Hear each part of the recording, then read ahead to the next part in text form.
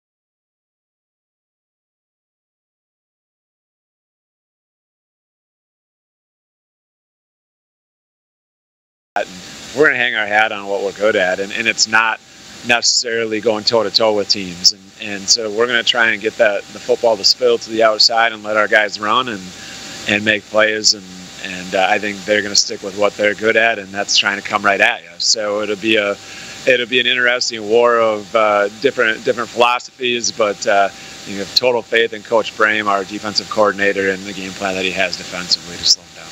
You mentioned that Regis game from a year ago. It's almost like if you've played Regis, you've played Bangor. They look very much alike, that very tight formation. Like you said, they run right at you. You almost pretty much know what's coming on most downs, and it's whether your guys can stop their guys. Is that what you see? What do they like to do, and how have you gotten ready for this unique style that they play that Regis and maybe a few other schools play, but that we don't see a whole lot of, especially in this area?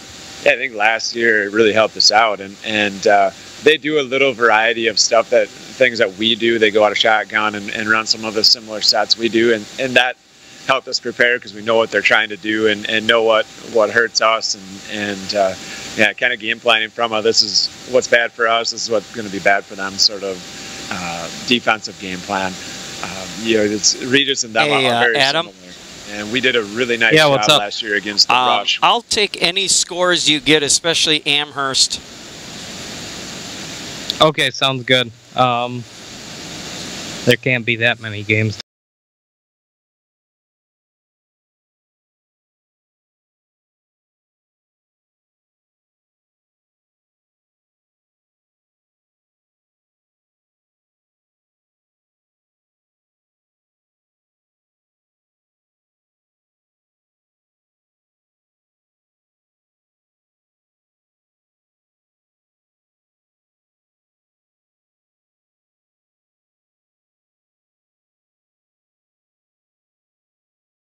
Game plan for our team's base defense, and they gave us the 3-5. So we've been prepared for it. We've been executing against it.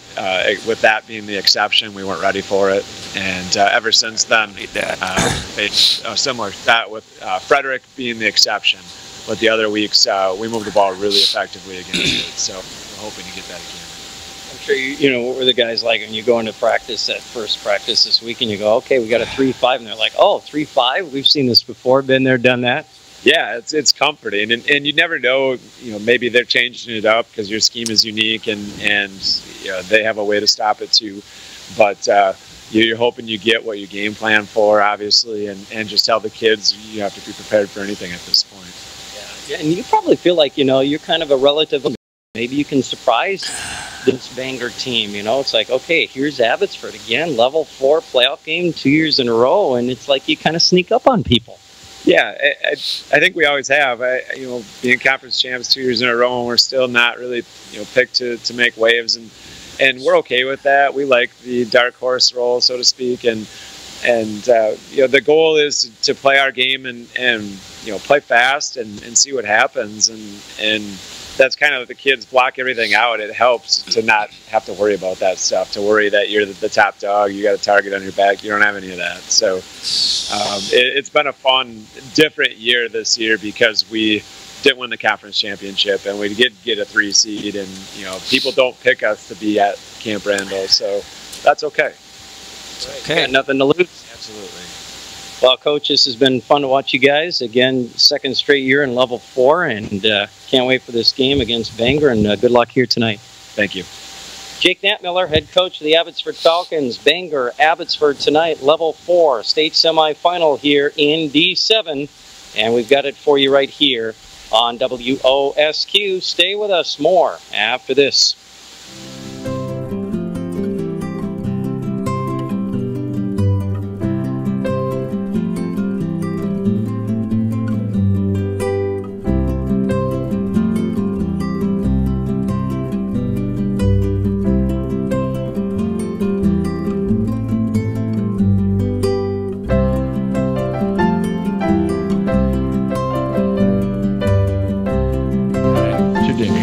Opportunity lender and provider. So you could probably do 90 here.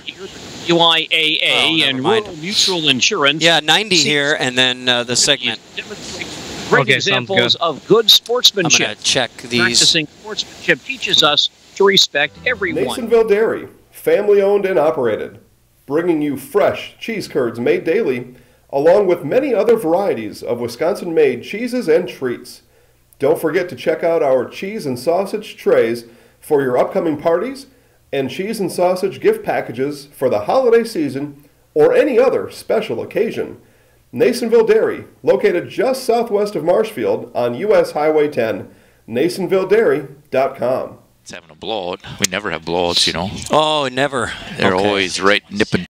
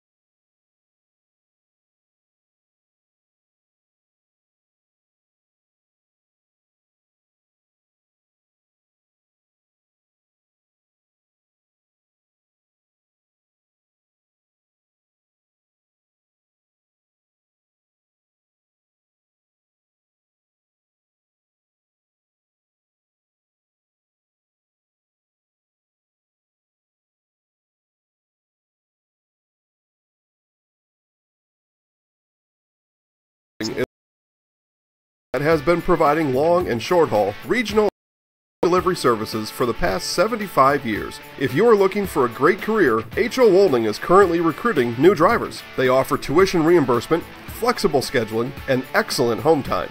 First-year drivers average more than $50,000. H.O. Wolding is family-owned and operated and proud to support our Amherst Falcons and other local teams. H.O. Wolding, your success drives us. Everything you need for Medicare coverage. Oh, can't forget the red tape. I'll take that. What are you doing? You can't just take away red tape. Red tape and bureaucracy are what make this world go round. Without them, it'll be chaos. People don't like red tape, so I take it away. But they do like red velvet cupcakes.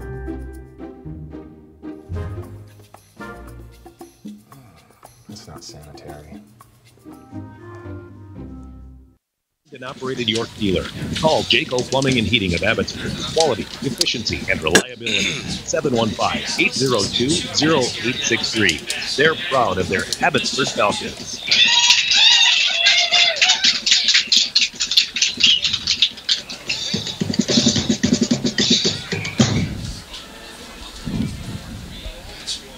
All right, just about set for football here tonight from Doré Field in Chippewa Falls. We've got Bangor and Abbotsford. The Falcons are in level 4 for the second straight year, and we are here for the big game tonight. Set for kickoff. Bangor beating Edgar a week ago, and Abbotsford getting by Clear Lake last week. Should be a great game.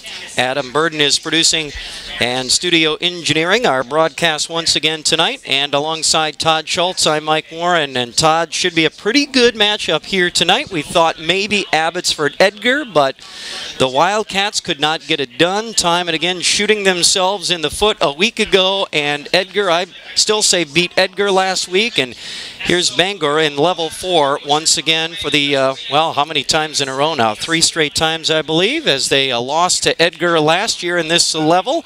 After going on to win the 2015 state championship, they're back in level 4 tonight. Yeah, and you know, Bangor's a good team, and you know, you got to give them credit last week against Edgar because they took advantage of the Edgar mistakes, and there were a lot of them. Edgar had well over 100 yards in penalties, and again, like you said, shot themselves in the foot several times with holding penalties and personal fouls and face masks, and you know, just a lot of things that they did wrong in that game, and still only lost 16-8. So, you know, I think Edgar probably on paper was probably the better team, but on that given day, Bangor was better. Should be a pretty good game here tonight. Bangor, the Cardinals, and the Abbotsford Falcons from Doré Field in Chippewa Falls. Stay with us. We are just about set for a kickoff, and maybe the starting lineups will get those momentarily as well. And more Abbotsford Falcon football next right here on Sports Radio 92.3 FM, WOSQ, Spencer Marshfield. Interscholastic activities. All right. We don't want to see your smiling face, just that we understand. At least 2 minutes. Our mobile banking app, which gives you access at your fingertips anytime. 2 minutes. You've got us in the palm of your hands. Mobile banking from Partners Bank, member FDIC.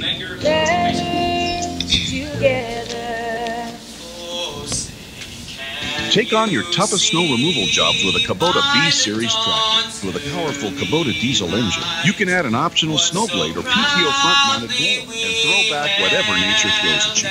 Now get financing as low as 0% APR for up to 84 months. Plus, get great customer rates when you buy a B-Series tractor and 2 qualifying units. Now through December 31st, 2017. See us or go to KubotaUSA.com for more information. Your Kubota dealer is Chili Implement Company in Chile.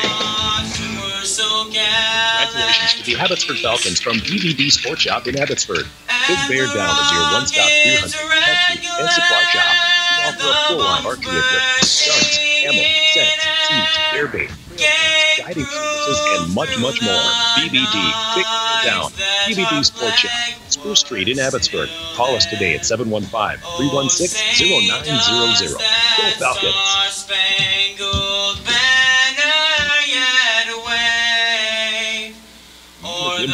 Stetsonville is ready to put you aboard the world's #1 selling tractor. Nice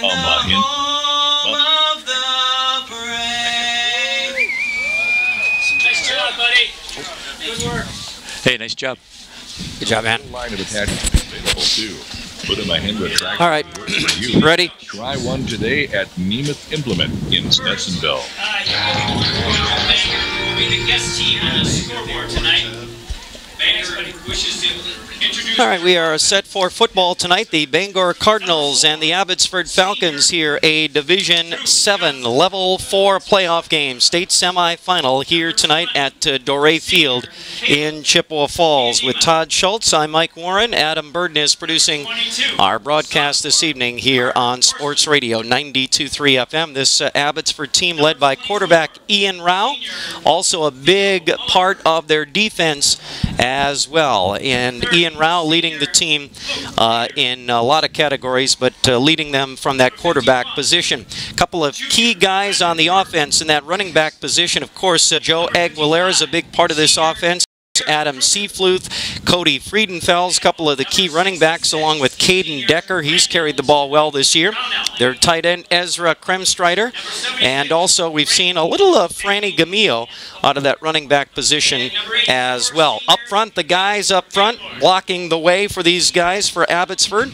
Their offensive line, Xavier Digman is the center. The guards are Austin Schmidt and Angelo Hutman.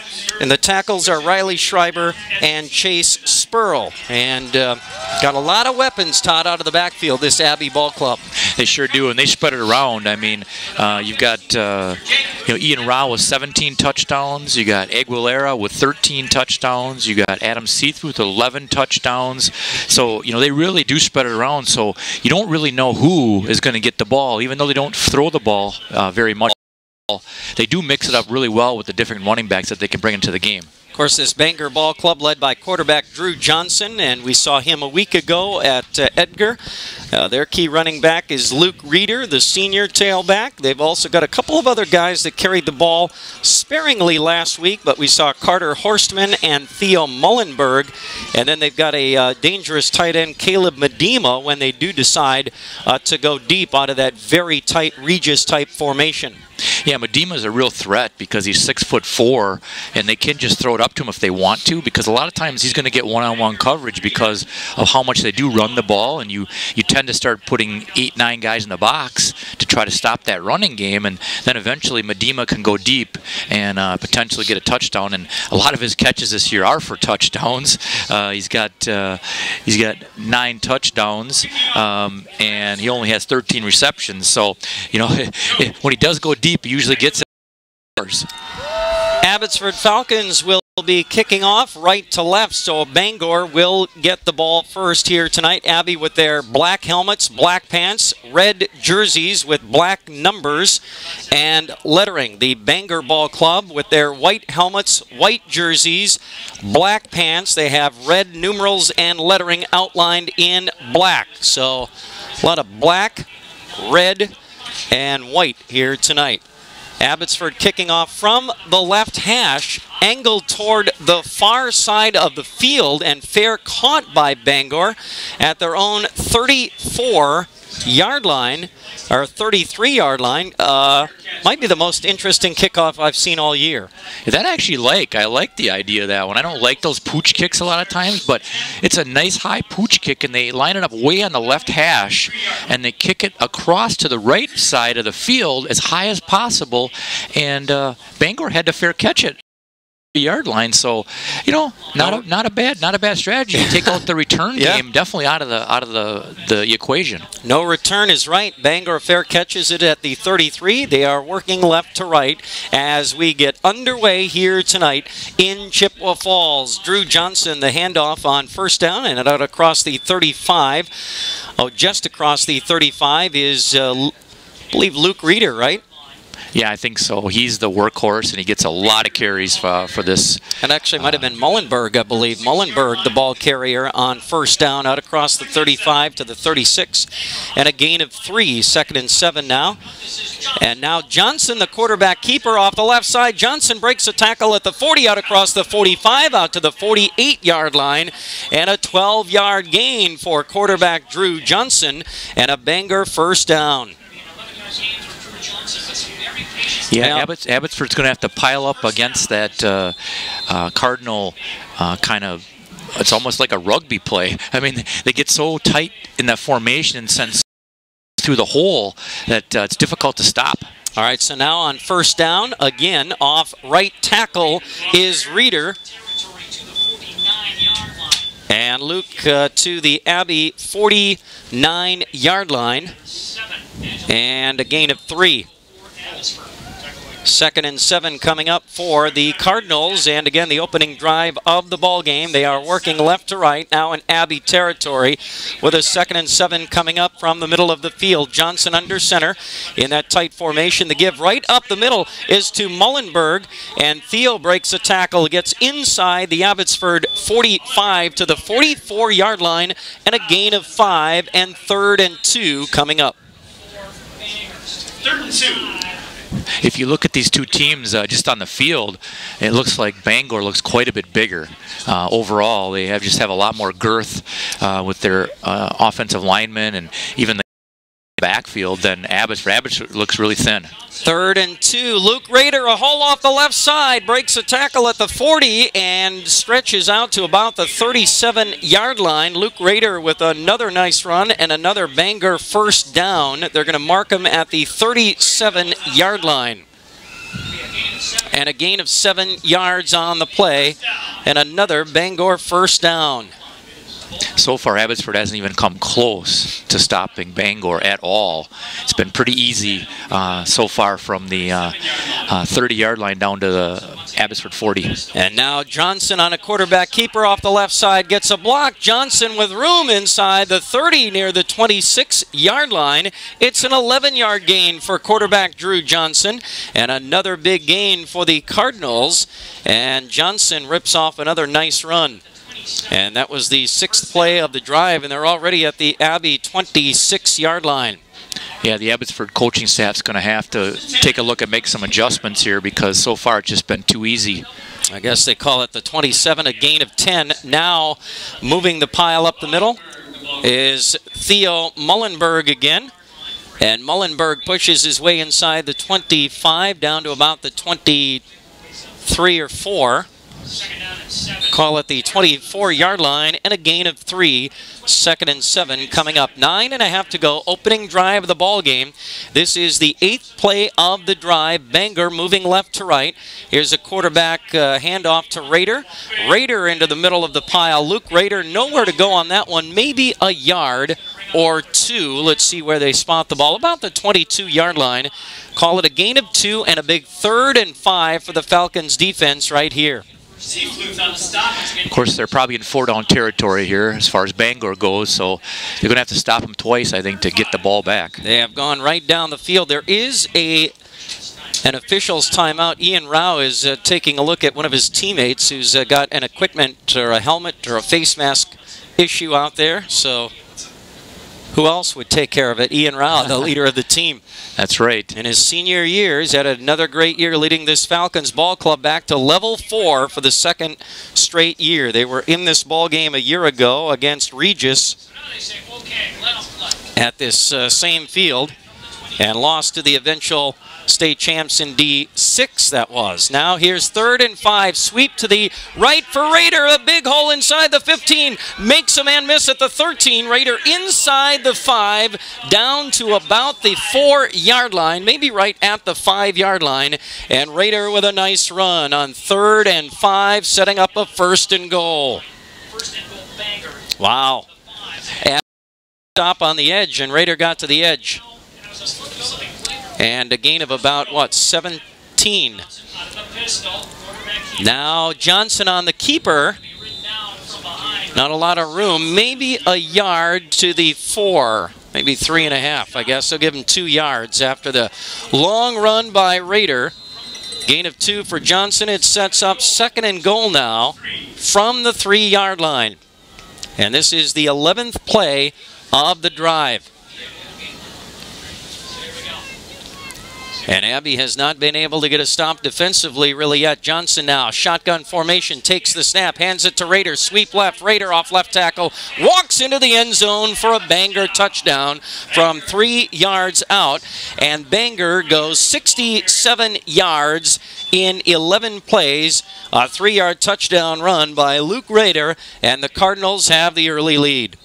Yeah, and every play that Bangor's running is getting positive yardage, whether they ran outside, inside, no matter who ran the ball, got positive yardage. So bad sign for Abbotsford early.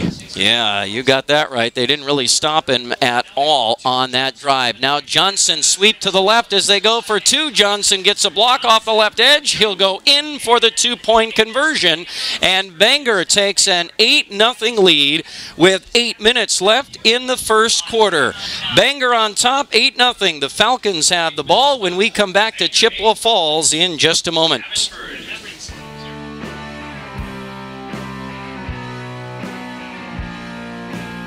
Chili Implement is your Gale and Kubota dealer in central Wisconsin. Wisconsinites know that winter is right around the corner, and now is the best time to be ready for the snow. Whether it's a walk behind or tractor, head over to Chili Implement. Chili Implement, located on County Road Y, just north of US Highway in Chile.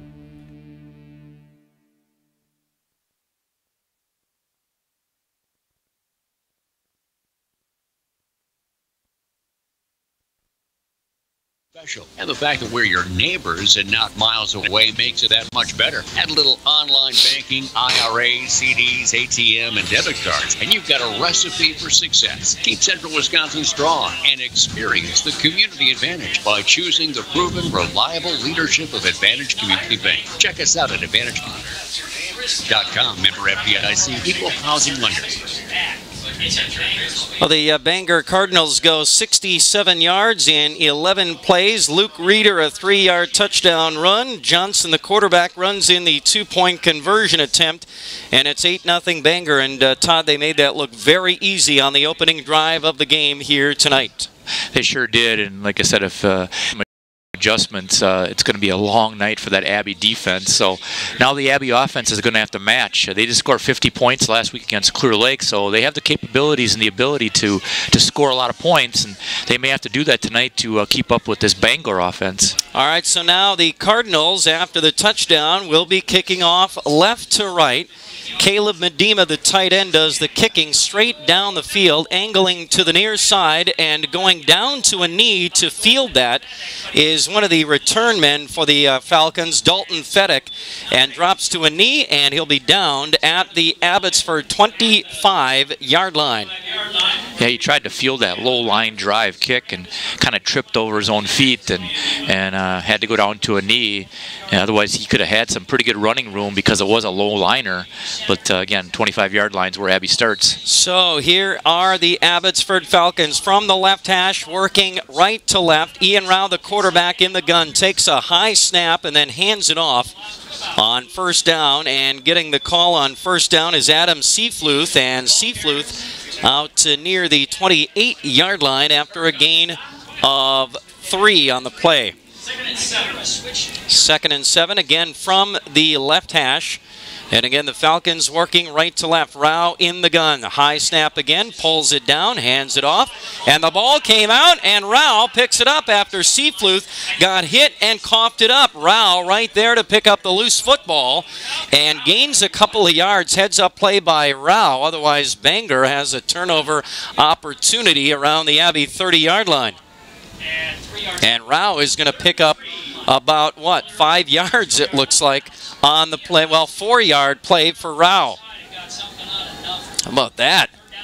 Rao in the gun again, takes the snap, pulls it down. He'll keep it off the left side. Rao got a hole out across the 35-yard line to about the 38. And Rao, first down for the Falcons. That was a very big first down there. You don't want to go 3 and out right away after you just gave up a touchdown. So, again, a good first down for Abbey. Yeah, 6 yards for Rao. From the 38, again on the left hash. Rao wears one of those, he wears the plays on an armband. Takes the snap, and again another quarterback draw. And Rao maybe a yard to the 39, and that's it. Yeah, the snap's been kind of interesting so far for the Abbey Falcons. It's kind of been high and a floater, and you can see Rao's just kind of like going to grab it. He's like coming forward because it's floating so much. He wants to get the play moving, so he's having to come forward to get it. Xavier Digman, the center, again in the gun formation again. Rao takes the snap, rolling right, throwing, screen pass out across the 40 to the 42, and it's caught out across the 45. They're near the 45-yard line.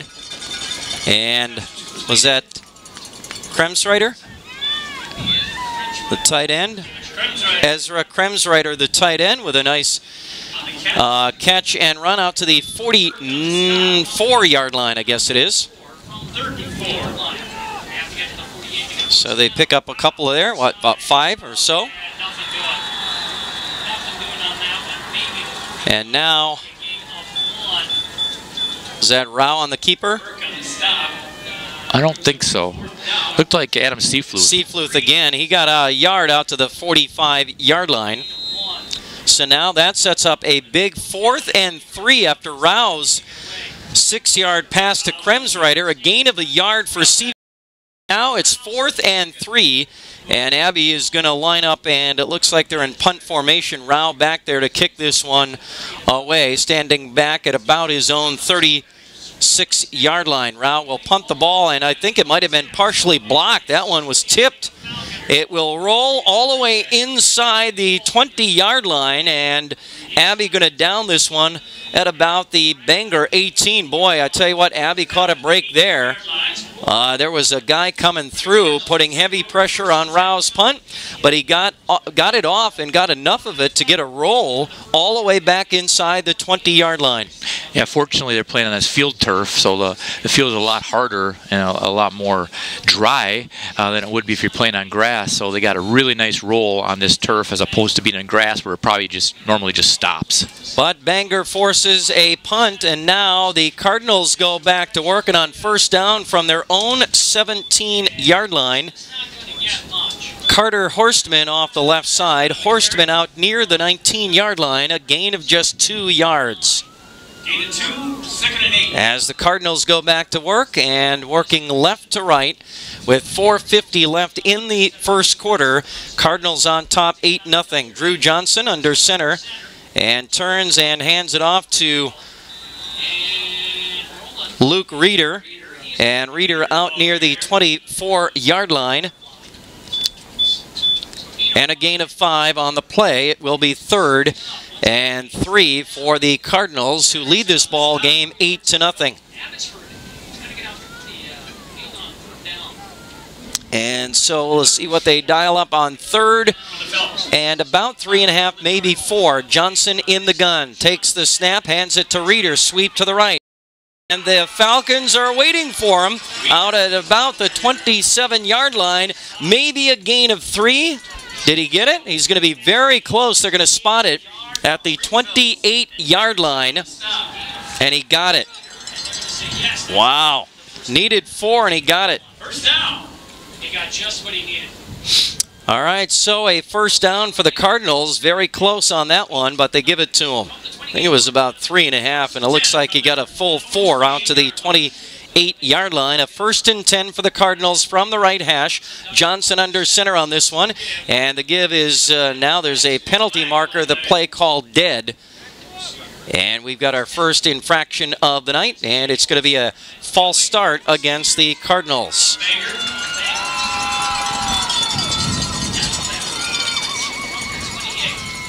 So a false start penalty moves him back inside the 25 to the 23-yard line, bringing up 1st and 15. First penalty of the night. Unlike last week. Oh my goodness. We had it was a flag fest last week. We had a lot of laundry on the field most of the game. Most of them against Edgar. Now pitch right side, Reeder out across the 25 again and cut down at about the 28. So he got the 5 yards back, it looks like. Setting up a 2nd and, well, he got 6. Well, let's see, where did they get the 5 yards back? 2nd and 10 coming up. Got it back to the 28-yard line. Couple of running teams here tonight. Not going to see a whole lot of passing. I think Abbey has thrown, what, 1 pass. And Bangor has not thrown the ball at all, have they? Here they go. Oh, here they go. First pass of the night. Johnson, and it's Medema, the tight end, out across the 35, open at the 38-yard line. It looks to be about a gain of 10 on the play. And Medema's got what looks to be a first down. 10-yard gain. Where are they going to spot it? No, they're going to mark it. Yep, 10-yard gain and a first down on 2nd and 10. Nice throw to Medema on the long pass play from Johnson. 1st and 10 at the 38 now. And Johnson, a designed quarterback run, takes the snap.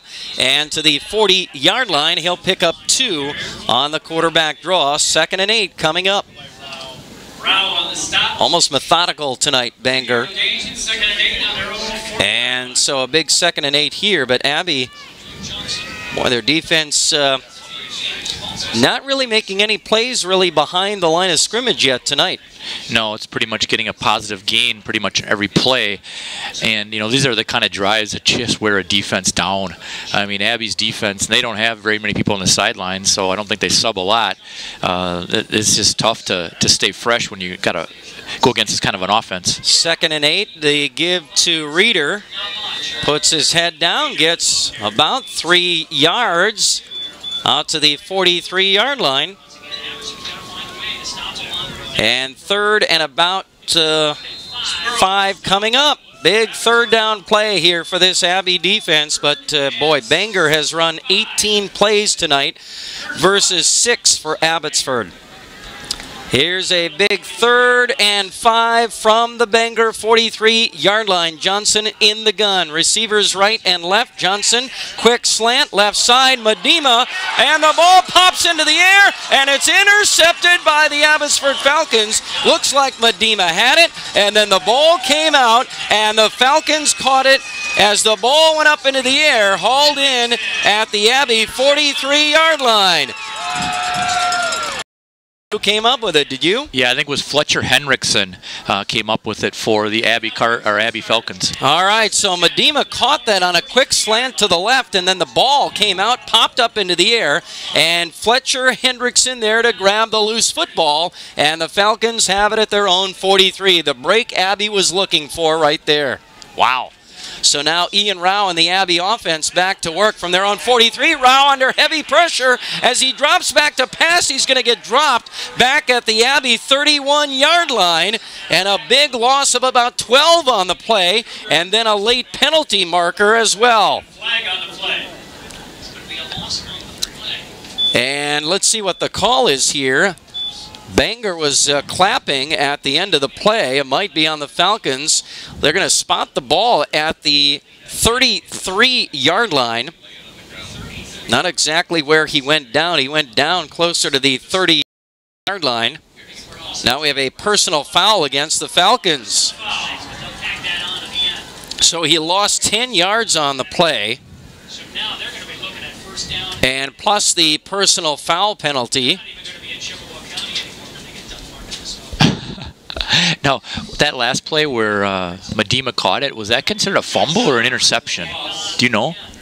Well, yeah, that's a good question. I think, did he have the catch and then ball came out? It was such a bang-bang type play. Yeah, I don't know if it was an interception or a fumble. Fumble recovery, yeah, you're right. Good point. Well, let's see. The penalty moves it all the way back to the Abbey 18-yard line. 2nd and 35. And handoff goes to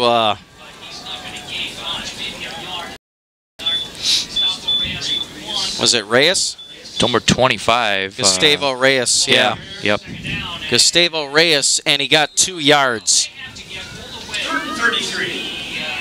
So 3rd and 33. Rao will punt the ball.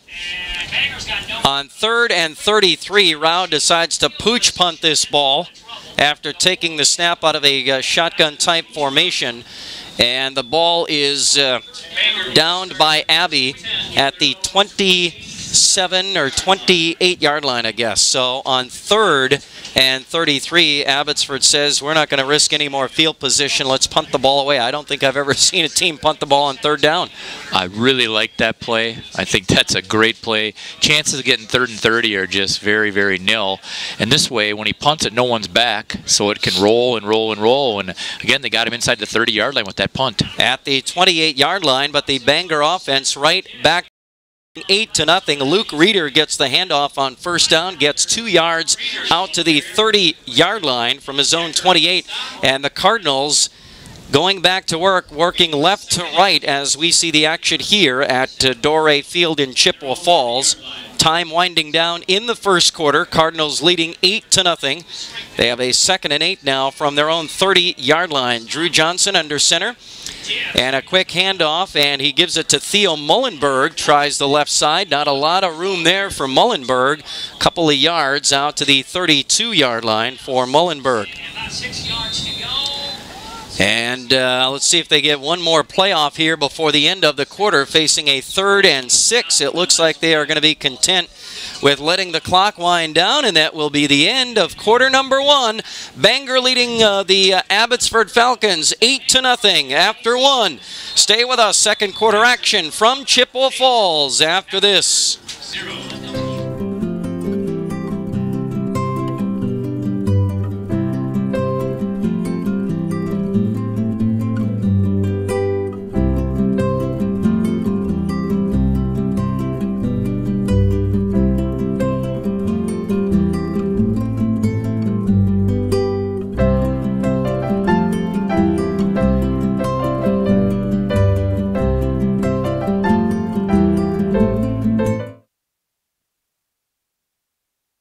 Is right around the corner, and you've got to be prepared for whatever the weather throws at you. Thankfully, you're a pro with lots of winters under your belt. You know Toro snow throwers are powerful enough to take on Mother Nature's hardest snowfalls. Wet snow, heavy snow, you can look Mother Nature in the eyes and say, bring it on, because you own a Toro. Visit Bill's Service Center, Highway 97 in Stratford to experience Toro snow yourself. So bring on winter. You'll be ready for it with a Toro. Bangor and Abbotsford here tonight on Sports Radio 92.3 FM, WOSQ, Spencer Marshfield, and online at WOSQFM.com. With Todd Schultz, I'm Mike Warren. Adam Burden is producing our broadcast tonight as we start the second quarter. Drew Johnson and a handoff on a sweep to the right side, and the give is to Caleb Medema, his tight end, and Abbotsford waiting for him, and they cut him down behind the line of scrimmage. The first negative play of the night for the Falcons. That one goes nowhere. In fact, they lost 4 yards on the play, setting up 4th and 10. And the Bangor Cardinals are in punt formation as we start the second quarter here in Chippewa Falls tonight. Big stop for that Abbey defense. High and kind of short and muffed by Abbey at about the 42-yard line. Did they touch it? I don't think Abbey touched the ball. They're going to say, what are they going to say here? I don't think Abbey ever touched the ball. Downed by Bangor at the Abbotsford 27-yard line.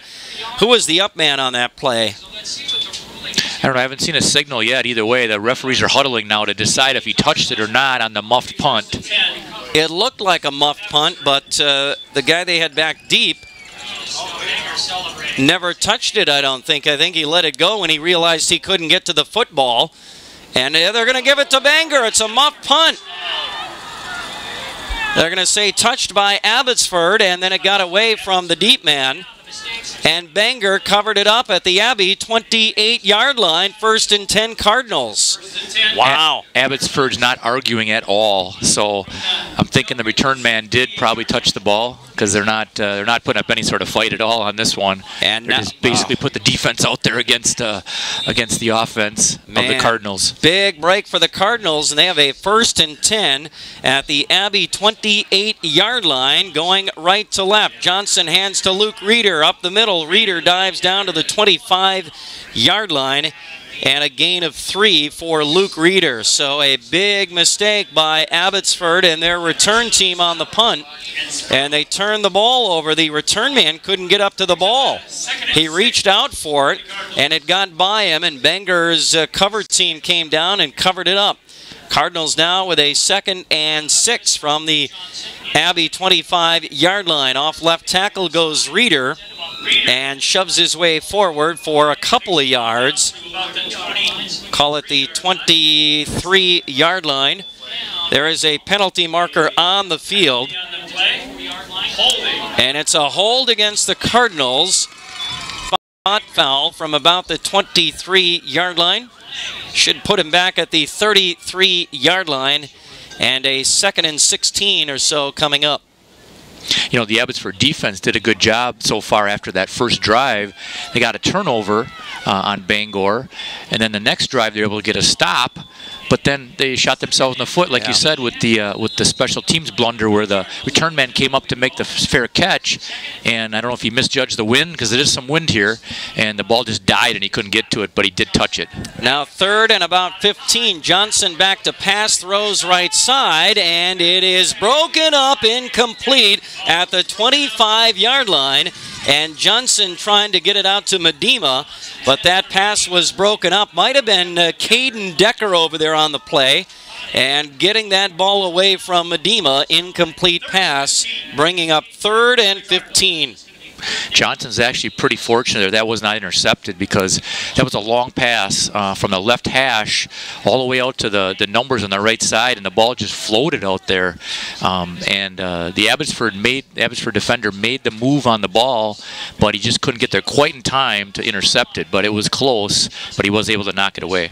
3rd and 15 for the Cardinals from the Abbey 34-yard line. Johnson in the gun takes a low snap, looking deep left side. Reeder at the 4, tipped and bobbled and incomplete. Reeder in double coverage, bobbled that one down the left boundary.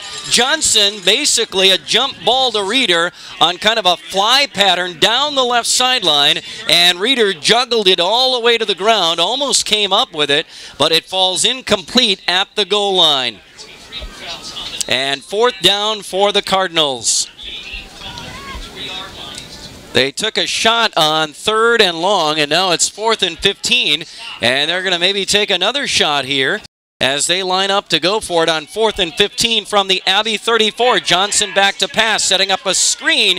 He's got Medema at the 31-yard line. Penalty marker out.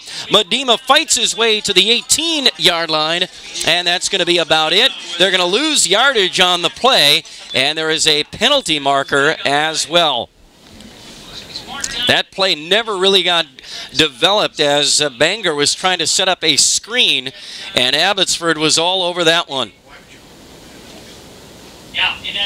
And so now Bangor called for ineligible downfield as they were trying to set up the screen. Some of their linemen got downfield too quickly and too far, I guess.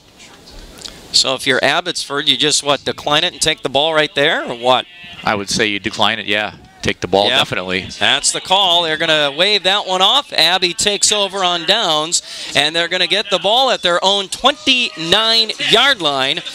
9:58 remaining in the second quarter, and the Falcons are trailing Bangor 8-0. I tell you, give that Falcon defense some credit there, holding up after that turnover. Here's Ian Rao, takes the snap out of the gun and hands it off. Left side, sweep to the left. Joe Aguilera trying to get around the left end. His first carry of the night.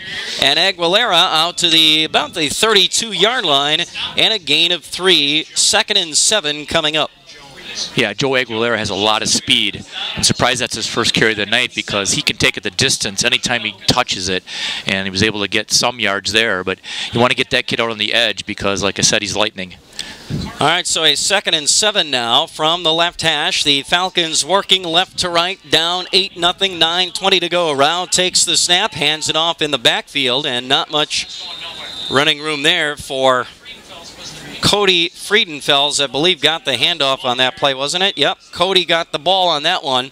Did he get back to the line? He may have lost a yard. Let's see where they put the ball. About the 32-yard line, no gain. That was his first carry of the night, too, getting some of the other running backs involved now from the Abbey side. Another big third down play here for the Falcons. A 3rd and 7 from their own 32-yard line. Friedenfels will line up wide to the right. Rao in the gun.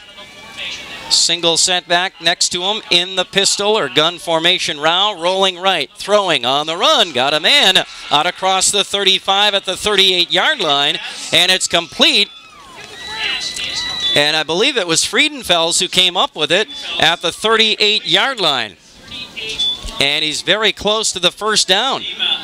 Might be a yard short. So it's 7 yards, and it's a 4th and a yard for the Falcons. And now Falcons line up to go for it on 4th and a yard. Ball at their own 38-yard line. Rao gets the play on a 4th and a yard play here. Very tight formation. Rao takes the snap straight ahead. Ian Rao, did he get a yard? Boy, going to be very close. Rao went into the pile.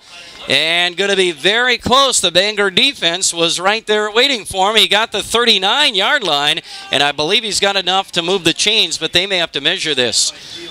Rao on a quarterback dive on a 4th and a yard. It definitely looks like he has it by about a quarter of the football, quarter to a half of the football. But I think they're going to measure anyway. It's going to be very close here. Did Rao get enough out at the 39-yard line? Here come the chains to see if they got their first down of the ball game, right? And here's the measurement. And he got it. It looks like he's got it by maybe the half of football, yep. First down, Rao, and the Abbotsford Falcons, they keep the drive alive. 5th play of the drive coming up here at their own 39-yard line. We're under 8 minutes to go in the second quarter. Falcons trailing 8-0 here at Doré Field in Chippewa Falls. Division 7 state semifinal here tonight. Rao in the gun again, single setback next to him, standing at the 35-yard line, and it's a handoff and hit in the backfield and dropped for a loss on the play is Caden Decker. He took the handoff as he went in motion from left to right. Rao handed it off to him on a read option type play, and Decker got decked back at the 35-yard line. They're going to give him, well, they're going to mark him down at the 37-yard line. A loss of 2. And Reeder just shot in from his cornerback position and was able to, or linebacker position, was able to make that tackle. Another tight formation, high snap for Rao. And a handoff up the middle. Looks like it's Decker again. Was it a double handoff, maybe? It was. And Decker up the middle out near the 45-yard line. Got some good movement there, and Decker out at the 45-yard line for a gain of, what, 8? 3rd and 4 now. And Rao again in the gun. Wing left. Toss, left side, pitch over to Joe Aguilera trying to get the edge to the strong side of the field, and Aguilera out across the 45 to the 46 maybe, and a gain of, what, a yard? And that will bring up 4th and 3 from the Abbey 46-yard line, and they're going to line up and go for it again on 4th and 3 from the no hesitation here with 6:09 remaining in the second quarter. Rao calling out the play at the line on 4th and 3 from the left hash. Falcons going left to right. Rao takes the snap. No, they're going to maybe try to draw him off sides. And that's not working. And now the Falcons call a timeout with 5:56 left in the quarter. Timeout on the field, and more football from Chippewa Falls in just a moment. Nasonville Dairy, family owned and operated, bringing you fresh cheese curds made daily, along with many other varieties of Wisconsin-made cheeses and treats. Don't forget to check out our cheese and sausage trays for your upcoming parties and cheese and sausage gift packages for the holiday season or any other special occasion. Nasonville Dairy, located just southwest of Marshfield on U.S. Highway 10, nasonvilledairy.com. Couple of other quick scoring updates, or at least one. Eau Claire Regis leading Iola Scandinavia 15-0, and that was after quarter number 1 tonight in Division 6. Amherst and Grantsburg were scoreless after 1 over at Stanley Boyd in Division 5.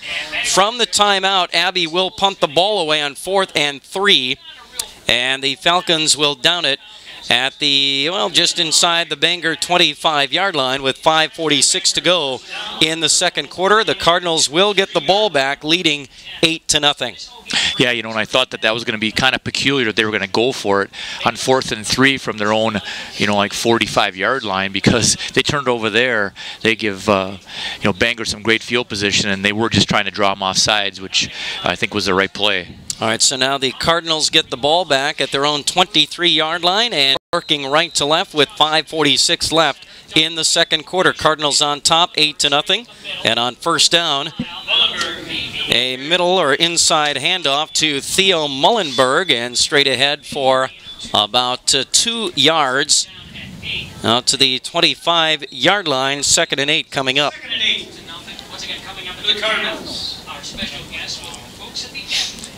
And so a 2nd and 8 here with 5:20 remaining.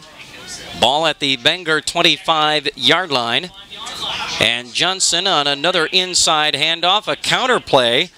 And this one goes to Ethan, was it Jacobson it looked like? Yep, Ethan Jacobson the handoff, and out near the 30-yard line, and he's going to get 5 on the play. And 3rd and 3 for the Cardinals. And 4:45 remaining in the half now. Johnson under center on this play on 3rd and 3. Reeder off the right side. Reeder bangs his way out near the 33 or 34-yard line. He's going to have 4 yards and a first down. And Luke Reeder puts his head down and gets the yardage he needs to move the chains. And Bangor certainly has the advantage in number of plays and time of possession so far tonight. They certainly do. I mean, they've controlled the ball, but, and again, only up 1 score, so the Abbey defense has really done a great job of hanging in here. And here's the handoff to Reeder again off the right side, and the Falcons swarm to the football. Reeder, not much running room there, a yard out to the 35 or so, maybe, and that's it. Yeah, they're going to give him the 36, a gain of 2 on the play for Luke Reeder. He was the 1,300-yard tailback. Not sure what he ended up with. Where did he end up? No, he had a ton. 2nd and 8 here. Just about 1,500 yards. 1,500. Another inside handoff. Abbey's defense stops him at the line. That wasn't Reeder that time. And that was Carter Horstman. Horstman went nowhere. In fact, he lost a yard on the play. So now a 3rd and 9. This Abbey defense needs a stop right here with 3.5 to go in the second quarter. Johnson under center, very tight formation. And Johnson back to throw, deep down the left side. Jump ball to Reeder, incomplete as Reeder went spilling out of bounds. And Joe Aguilera there on the coverage, and that ball off the mark. It will bring up 4th down, and it looks like Abbey's defense gets a big stop. I'll tell you what, that Joe Aguilera on that coverage playing cornerback, that is perfect. Absolutely perfect cornerback play. He was blanketing the receiver. He looked back for the ball at just the right time, like you don't even see in the pros sometimes, and he was able to knock it away. Just a perfect play by Joe Aguilera. So now Badima punts the ball away, and after a muffed punt last time by the Abbotsford Falcons, they let this one go, and the Cardinals are going to get down this ball at the Abbotsford 14-yard line with 3:03 remaining in the second quarter. Abbey has the ball back, trailing 8-0 here at Chippewa Falls tonight. Yeah, and that's unfortunate when you get scared to catch the ball because of the muffed punt last time. So then you lose 15 yards on field position because you can't make the fair catch. The return man could have easily stepped up on that one and made the fair catch. 15 yards, but again, he didn't want to fumble it again. So yeah, well, then you've got to find someone else willing to stick their nose out there and who can catch a football. You're right, exactly. And because now you're really killing your team. Here's an inside handoff and a little running room. Ball came out at the end of the play, but ball hit the turf, and that ball came out at the end of the run by who was that? It was Adam Seafluth. Seafluth, yep. The ball carrier on an inside handoff from Ian Rao out to the 20-yard line. A gain of 6, 2nd and 4. Abbey hurries back to the line, down to 2:35. Rao takes the snap and runs straight ahead. And Rao will get a couple near the 22-yard line, a 2-yard gain. And a big 3rd down and 2 here for the Falcons from their own 22-yard line. Time winding down in this first half. Quickly back to the line on 3rd and 2. And the gun takes the snap. He'll pull it down. He'll keep it himself. Rao with a big hole across the 25-yard line. Ian Rao with a 1st down out near the 28-yard line. About a 6-yard gain for Rao on the play. And that moves the chains from the 28, well, they're going to call it the 28-yard line. Gain of 6 for Rao. 1st and 10. Takes the snap, hands it off, left side, and this is Seafluth again. Seafluth, a couple of yards off that left side out to the 34-yard line, and a gain of 5 for Adam Seafluth. 5th play of the drive here. Abbey on the move, but under a minute 40 now in the second quarter. 2nd and 5 from the Falcons' 34-yard line. Rao again takes the snap, pulls it down straight ahead, out across the 35 to the 37-yard line, and a gain of 3 for Rao. And so 3rd and 2 for the Falcons, a minute 20. Still not stopping the clock. They're going to hurry back to the line. A minute 15. Rao to the line. 3rd and 2. Takes the snap. Hands it off up the middle. And gain of a yard at least for Aguilera. And Aguilera is going to get a yard, and that's it. And it's going to be 4th and a yard at the Abbey 38 inside of a minute to go. Falcons have to call a play here quickly. Obviously, they're going to go for it, right? I guess so, Yeah, you're going to have to. From your own 38-yard line, time winding down. Rao takes the snap. Handoff, left side, a big hole for Aguilera once again. Out across the 40-yard line to the 43-yard line. And then the clock will stop to move the chains at 38 seconds. Aguilera with a good push there, and he got, what, 4 or 5? Yep, he did. There's a good hole on the left side off tackle, and he was able to follow his blockers for that first down. 4 yards for Aguilera. Now, a 1st and 10 from the 44. Rao takes the snap, rolling to his right, throwing over the middle. He's got a man wide open at the Bangor 43-yard line, and that one is a big catch for, who was it? Did you see? Yeah, it was Fletcher Hendrickson. Yeah, Hendrickson again making a big play. Hendrickson at the Bangor 43-yard line.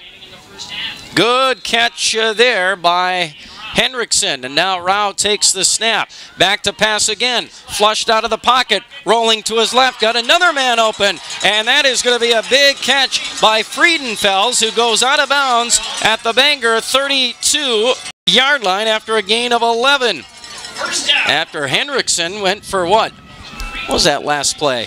I don't know how far that was. They're going so fast here. They are on the move here with 18 seconds now. That was about 8 or 9. That was more like 12, I think. Yeah, 12 yards, and then 11 on that one. 1st and 10. Rao takes the snap, and a quick throw. Friedenfels left side, catches it, turns, and runs out of bounds down around the 21-yard line. It is another, well, let's see, call it another 11-yard gain for Friedenfels. He catches it and quickly gets out of bounds. And just like that, Abbey is at the Bangor 21-yard line with 11 seconds to go in the half. Got to get to the line here. They stop the clock to move the chains. And now Rao will get to the line and call a play from the Bangor 21-yard line. Rao in the gun, takes the snap. Pitch, left side, Joe Aguilera. He'll run it out of bounds just inside the 20, maybe the 19-yard line. A gain of 2, 3rd or 2nd and 8 coming up with just 5 seconds now on the clock. See what Abbey decides. Are they down to one play basically right here? I think they got to take a shot to the end zone here is what they need to do. Think you're going to have to try and take the shot. Are they going to call a timeout? I believe they are. Timeout Falcons with 5 seconds to go. Big play coming up. Last one of the half. And we'll be back to Chippewa Falls after this. H.O. Wolding is a leading trucking company that has been providing long and short haul, regional and local freight delivery services for the past 75 years. If you are looking for a great career, H.O. Wolding is recruiting new drivers. They offer tuition reimbursement, flexible scheduling, and excellent home time. First-year drivers average more than $50,000. H.O. Wolding is family-owned and operated and proud to support our Amherst Falcons and other local teams. H.O. Wolding, your success drives us. All right, here's the situation. The Falcons have a 2nd and 9 at the Bangor 20-yard line, but 5.9 seconds on the clock. It's the end of the second quarter. Abbey trailing Bangor 8-0, and you're basically down to one play here, right, Todd? You got to take a shot at the end of the half? I would think so, unless you go quick sideline, but if they go to the end zone, it's going to probably be the last play. Oh, they're going to try a field goal. All right. Aguilera. Aguilera's going to try a field goal. This would be, what, about a 38-yarder? And the ball down, and it's going to be short.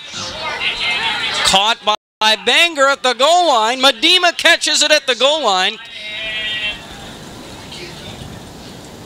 That's interesting. They blew it. And the play blown dead. Why? I'm not sure why. Can't you return those? Maybe not at this. I'm not sure what happened. Medema caught it. They're going to call it the end of the half. I'm not sure what happened there. Okay. I don't know why you can't return that. Aguilera attempted the field goal. It was a 38-yard attempt. and it fell well short. Medema caught it at around the goal line. And he was starting no return? he was starting to return it, and then the play blown dead. Play blown dead. All right. I guess you can't. Maybe you can't in high school. I guess I didn't know that. I guess you cannot. All right. But the funny thing was, Bangor put a person back there. Yeah. Why would they? If you couldn't return it, they would think they would know the rule. Yeah, you're right. All right. Well, that's interesting, and that ends the first half in a ball control half. It was for Bangor, and they basically ran a lot more plays than Abbotsford was able to, and they've got an 8-0 lead here going into halftime tonight. But, you know, the nice thing was that Abby did get a nice drive there at the end of the first half to rest their defense a little bit and also, you know, maybe get a little rhythm on offense because they started putting some first downs together, which is a good sign for them, even though they didn't score, a good sign for them in the second half that they might be able to, you know, get something going because their offense was pretty stagnant until that last drive. And they just went on an 11-play drive, so it was pretty impressive. They were able to move the football, just haven't been able to crack the end zone yet tonight. And Bangor has a 3-touchdown run from Luke Reeder. That came with 8 minutes left in the first quarter. That was the first possession of the ball game for either team. And Drew Johnson, the quarterback, ran in the 2-point conversion, and that made it 8-0. And that's our only score of the first half in this Division 7 state semifinal here tonight at Doré Field in Chippewa Falls. The Bangor Cardinals, the team that knocked the defending champion Edgar Wildcats off a week ago, have an 8-0 lead here against the Abbotsford Falcons in this D7 state semifinal here this evening. Listening to Abbotsford Falcons football on Sports Radio 92.3 FM, WOSQ, Spencer Marshfield, and online at WOSQFM.com.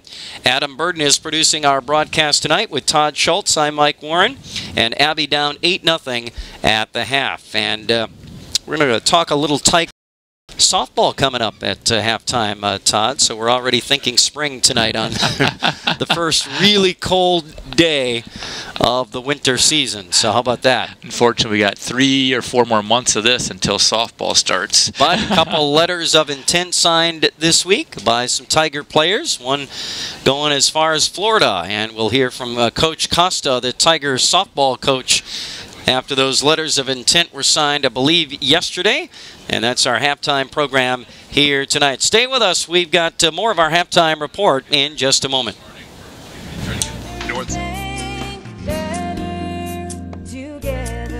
We know how a bank should be at Partners Bank. Banking should be easier. Treating our customers as valued and important. Services should be better with online and mobile banking and locations close to where you live and work. Loans should be quicker, and we make all decisions locally with years of experience helping people with their financing needs. Partners Bank, member FDIC, and an equal housing lender. Partners Bank, better together.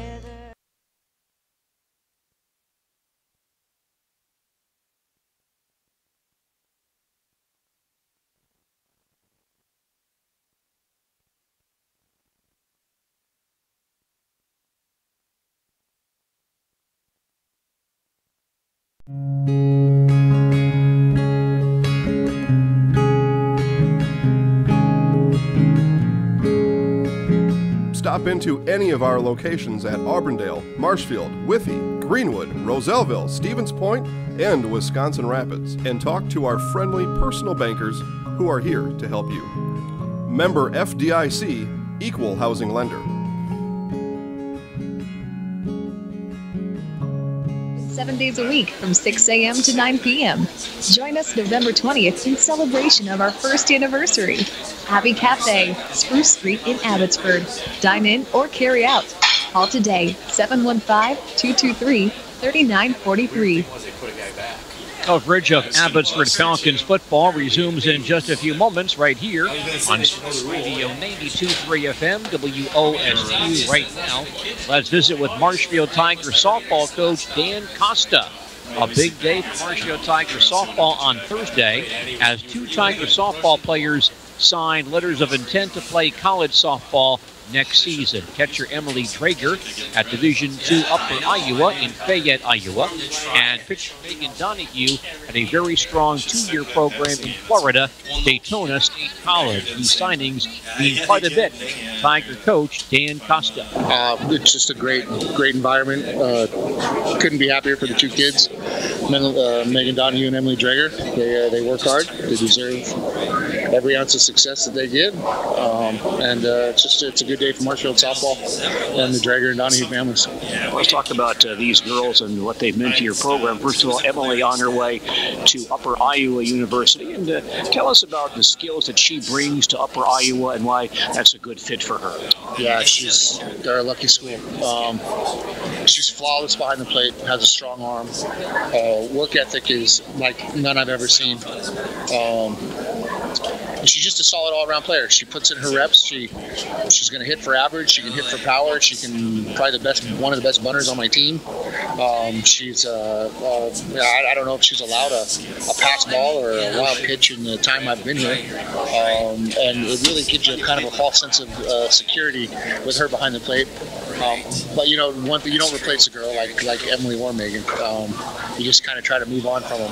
I think they're players that come through your program once every decade or 2 decades, and you enjoy them while you have them, and you wish them success when they move on. Coach, as you're aware, Emily is an outstanding athlete, and some people might look at her and say she's too athletic to catch, and she did mention that she's played some other positions in summer ball. Do you see a situation where she might be moved somewhere else in the college game? Yeah, in fact, I flirted with it when I first came here. We tried her at shortstop. That was like a foot away from him. And she held it down very well. But to our program, she was more valuable at the catcher position. But yeah, I could see a situation where, that college catching position is a whole different ball game. A lot of stamina, a lot of endurance. You're going to get beat up there behind the plate. And not that she can't handle it. I just think, in terms of lasting the season, I could see her playing a shortstop position or an outfield position. One thing I found very interesting about Emily as I talked to her today is when you talk to most kids about their abilities or have them review their successes or their season, they'll talk about, well, I hit 400, I hit 350, I hit 500. They focus offensively. When I talked to Emily about her game, the first thing she focused upon was her defense, and that's kind of unusual for a high school kid. Is that something that really is paramount to her defensive skills as a softball player? Yeah, absolutely. I hope she takes a little bit of that from me, because that's what I've been preaching from day one. Gene, I probably said it to you before, my philosophy is pretty easy. You throw strikes, you play good defense, and you'll have a chance to win ball games. And that's what we try to do.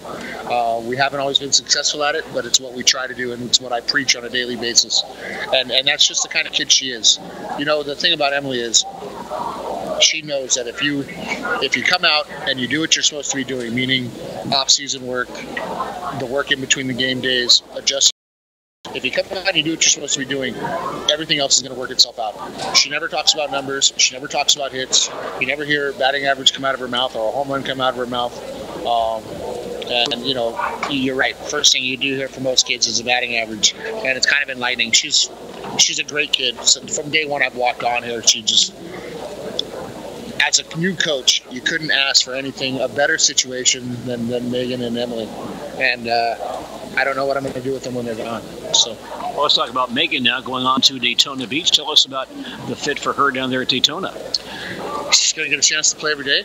I don't know if they'll have her as a pitcher or a catcher, but I'm sure she'll excel at whatever position she chooses to play. They're going to want her bat in the lineup. I don't know if there's a better bat in the state of Wisconsin than hers. I imagine she won't see too many pitches this year to hit, which is something we'll see how she reacts to it. Something she probably hasn't come across before. But they're Daytona State. They have no idea what they're getting. Ultimate competitor, works hard, and just is a leader. And obviously, you did not have to use her as a catcher.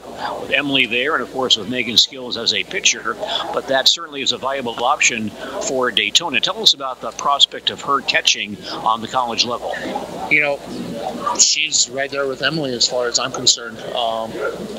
Emily's quick behind the plate, can get you a lot of balls, but the things Megan brings, strong arm, blocking ability, they're right, 1A and 1B. She does an outstanding job, and I would think, being Daytona State, you got a number 2 pitcher, you got a backup catcher, so wherever you need her to play, it's going to be kind of a nice option. Megan also does a nice job at third base. I've seen her play third base with success. So they're going to have a nice utility player that can kind of move around and see what they need, and then have a good fit, and then put her bat in the lineup and have it do damage. As you mentioned, her bat is really the focal point for what they wanted. Tell us about how you've seen her improve as a hitter these last few years. Patience, pitches to hit, and again, it's what we preach in this program. We have to be on top of those pitches when we get them. And what she's done is she's learned to lay off a lot of the junk that a lot of people in this conference she sees because they know that the damage she can do. So when she gets a 3-1 count or a 3-0 count or a 2-1 count, she's really sitting to look for her pitch. And I think that's really the biggest change I've seen. She's getting her pitches to hit rather than trying to go hit the pitcher's pitches. Marshfield Tigers softball coach Dan Costas and the catcher Emily Drager play college softball at Upper Iowa, and pitcher Megan Donahue to Daytona State College in. Mike Warren and Todd Schultz return for more play-by-play coverage of the Abbotsford Falcons football playoff contest with Bangor following these messages. H.O. Holding is a leading trucking company that has been providing long and short haul, regional and local freight delivery services for the past 75 years. If you are looking for a great career, H.O. Holding is currently recruiting new drivers. They offer tuition reimbursement, flexible scheduling, and excellent home time. First-year drivers average more than $50,000. H.O. Holding is family-owned and operated and proud to support our Amherst Falcons and other local teams. H.O. Holding, your success drives us. High school sports coverage is brought to you by Security Health Plan. Security Health Plan, along with its many affiliated providers, wants to help people live longer, healthier lives. Security Health Plan offers high-quality coverage options for large and small businesses and families. Go to securityhealth.org to learn more. Security Health Plan. Promises kept, plain That's and a 5-point game now. Security Health Plan is to support Iowa. high school athletes. And Regis. Take on your toughest snow removal jobs with a Kubota B-Series tractor. With a powerful Kubota diesel engine, you can add an optional snow blade or PTO front-mounted blower and throw back whatever nature throws at you. Now get financing as low as 0% APR for up to 84 months. Plus, get great customer instant rebates when you buy a B-Series tractor and 2 qualifying implements. Now through December 31st, 2017. See us or go to KubotaUSA.com for more information. Your Kubota dealer is Chili Implement Company in Chile. All right, back here at Doré Field in Chippewa Falls, the Abbotsford Falcons trailing the Bangor Cardinals here at the halftime break, 8-0.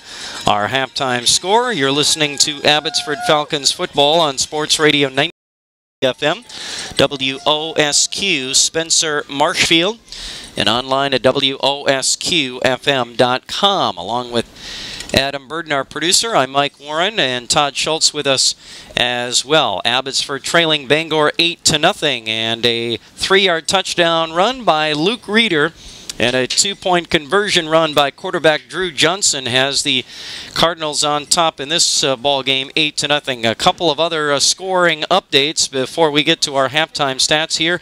Eau Claire Regis now leading Iola Scandinavia 18-13 in that game at halftime. That is a Division 6 playoff game over at Stevens Point. And Regis, the defending champs in D6, they got a 5-point lead over Iola Scandinavia at the halftime break in that one.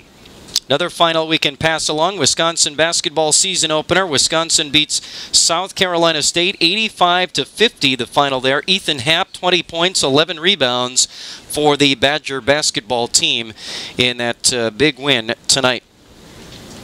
Abbotsford trailing Bangor 8-0. Our halftime stats here tonight brought to you by Egg Country Farm Credit Services, supporting agriculture and rural communities. And Todd, let's take a look at the halftime numbers in this ball game tonight. Yeah, pretty even. The Bangor Cardinals, their leading rusher was Luke Reeder. He had 13 carries for 60 yards, and he had the 1 touchdown. Luke Mellenberg had 5 carries for 16 yards. Carter Horseman, 2 for 0. Caleb Medema, 1 for -4. Ethan Jacobson, 1 for 5. And Drew Johnson, 5 for 29 yards. So far in the first half, 27 carries for 106 yards of rushing. And Drew Johnson was 2 for 6 for 15 yards and 1 interception. So overall, 121 yards of offense for the Bangor Cardinals. Abbotsford Falcons, Joe Aguilera had 5 carries for 11 yards. Caden Decker, 2 carries for 5 yards. Adam Seafluth, 4 carries for 15 yards. Cody Friedenfels, 1 carry for 0 yards. And Gustavo Reyes had 1 carry for no yards. Ian Rao, 8 carries for 13 yards. So overall, Abbotsford had 21 carries for 44 yards of rushing offense in the first half. And on the passing side, Ian Rao, nice job with the passing game in the first half. He's 5 for 5 for 46 yards. So he's gotten to throw the ball a little bit more than normal. Last week he threw it 1 time. The week before he threw it 3 times. So he's already thrown it 5 times in the first half, and again been very effective. His top target is Cody Friedenfels with 3 catches for 28 yards. So overall for Abbotsford, they had 90 yards of total offense. And most of it came on that last drive of the first half, where they had a little more time. They might have punched it in, but they ran out of time and weren't able to get a score. But it was optimistic for them that they're able to move the ball a little bit more as the first half closed out. All right, our halftime stats brought to you by Ag Country Farm Credit Services, supporting agriculture and rural communities. And again, 1 scoring play in the first half. Luke Reeder's 3-yard touchdown run with 8 minutes left in the first quarter. And then quarterback Drew Johnson ran in the 2-point conversion attempt, and that made it 8-0 Bangor. That was the only scoring play. That was an 11-play, 67-yard drive. It was the opening drive of. So ready for second half action here tonight in this ball game. Just a reminder, we've got Badger football tomorrow here on WOSQ. The Badgers hosting Iowa at Camp Randall Stadium in Madison. And that kickoff set for 2:30 tomorrow afternoon. And our pregame report begins at 12:30 tomorrow right here on your home for Badger sports. It's WOSQ. And you going to that one? I am. You are? Oh, boy. So I can raid your fridge because you're not going to be home, right? Sounds good. Yeah, well, I'll make sure I lock the doors so you can't get in. All right. I'll stick the dog on you. Yeah, I know you will. She's a killer, you know. Yeah, well, you don't know what she likes to drink or eat, too, when you're gone, by the way. So can't wait for that. But have fun at the camp tomorrow. Yeah, what do you think? Who's going to win that game? Well, I like the Badgers at home, but boy, Iowa coming off that shocking win, I guess it is, over Ohio State, so you never know. I'd call it a dominating win over Ohio State. Well, yeah, but shocking, right? Nobody saw it coming? But, yeah, man, they dominated in all facets of that game, so kind of scared right now to see Iowa play that well against Ohio State and to see what they're going to do against the Badgers tomorrow. Yeah, you're right, and if the Badgers can get Taylor going, is he in or is he out? He's in. He played last week, and he ran the ball over 20 times last week, so he should be fine for this game. All right, well, they can get him going. I like our chances at home at Camp Randall tomorrow. We'll see. We'll have it for you here on WOSQ. Bangor kicking off to start the third quarter, and the ball gets by the Falcons. It will go into the end zone for a touchback, and back deep was Caden Decker, and it skipped by him on the kickoff, and the Falcons will get the ball to start the second half. The Falcons really caught a break there. Yeah. Because the ball skipped past Caden Decker at about the 20-25 yard line, and it was able to roll all the way into the end zone from there for the touchback. By the way, Blackhawk leading Fall River 36-0 at the half in that other D7 state semifinal opposite side of this bracket, so we know who's advancing there. All right, so Abbey takes over at their own 20-yard line, and on first down they hand it off to Joe Aguilera. Aguilera off the left side, and a gain of 2 on the play. And so 2nd and 8 coming up for the Falcons, who have the ball to start this third quarter, working left to right as we watch the action. Rao takes the snap, pitch left side, and Aguilera again. Aguilera off the left side out near the 24-yard line, maybe the 25, so a gain of 3. And third coming up for the Falcons. So the Falcons, this is a key drive. Boy, if you can go on a nice drive here to start the third quarter and maybe get this game tied up at 8, you're right back in this thing. Here's the 3rd and 5. Rao takes the snap on a quarterback draw. Not a lot of room, and he's only going to get a couple of yards, and it's going to be 4th down. Rao got a couple of yards, and that's it on a quarterback draw. Wow. Would have been nice to see if Abby could have kept throwing the ball just a little bit there. They had done a great job of doing that prior to halftime, and they went back to their same style with just the 3 runs, but it didn't pay off this time. Looks like they're going to go 3 and out to start the third quarter, and now there's a timeout on the field. And Bangor's going to take a timeout on 4th and 3. We'll take it with them. And the Abbey punt, it looks like, coming up from Chippewa Falls. We'll have it for you after this. Everything you need for Medicare coverage. Oh, can't forget the red tape. I'll take that. What are you doing? You can't just take away red tape. Red tape and bureaucracy are what make this world go round. Without them, it'll be chaos. People don't like red tape, so I take it away. But they do like red velvet cupcakes.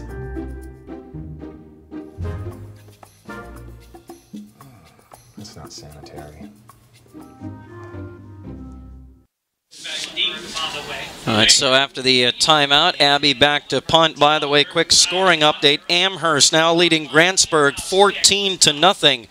That one is at the half in a D5 state semifinal over at Stanley Boyd. Here's the punt by Abbotsford and covered up by Bangor at their own 47-yard line. So the Falcons go 3 and out to start the second half, and could not. Boy, they really haven't been able to get anything going offensively tonight, have they? No, their offense has really let their team down this evening so far. Again, the Abbey defense is really the story of keeping their team in it, hoping the offense can get started. So Bangor now takes over 1st and 10 at their own 47-yard line, and a handoff to Luke Reeder off the left side, and Reeder down the near sideline into Abbotsford territory, pounds his way inside the 40 down to the 37-yard line, and a 16-yard run for Luke Reeder. Yeah, Reeder was like a locomotive on that one. Once he got in the secondary, he was just plowing over the smaller D-backs, and they were just flopping away from him as he plowed them over. Now Johnson on the keeper off the right side. Johnson off the right side, taken down at the 30-yard line of 7 on the play. But, boy, he was, I think, 1 tackle away from going the distance. So just like that, Bangor, after 2 plays, a 2nd and 3 at the Abbotsford 30-yard line. They run that very tight formation. Johnson takes the snap, and a sweep from right to left for Luke Reeder out of the backfield. And Reeder pounds his way down to the 25-yard line, and a 5-yard gain for Reeder, and another Bangor first down. This kind of looks like the first drive of the game when Bangor made it look real easy and just went right down the field. Play after play were very effective. Inside, outside didn't really matter, and it sort of looks like the same thing on this first drive of the third quarter. Got that right. So now a 1st and 10 for this Bangor ball club at the Abbotsford 25-yard line. 9:20 and counting. Bangor on top, 8-0 here as the Cardinals work right to left as we see the action here in Chippewa Falls. Reeder again off the right side, and Reeder fights his way down to the 20-yard line. Another 5-yard gain for the Cardinals on 1st and 10. So 5th play of the drive coming up. It started at the Bangor 47-yard line, and they're already at the Abbey 20-yard line. It's just where the Falcons had it just a few moments ago. it doesn't appear if Bangor runs it 3 times to Reeder that they couldn't get a first down because he's been getting positive yardage every single carry tonight. All right, so 2nd and 5 here. And now the ball came out. Reeder has to fall on it back at the 22-yard line. And a bad exchange between Johnson and Reeder, who gets on top of it, but a loss of 2. And just as you say, everything's been positive. He covers up a loose football for -2 yards.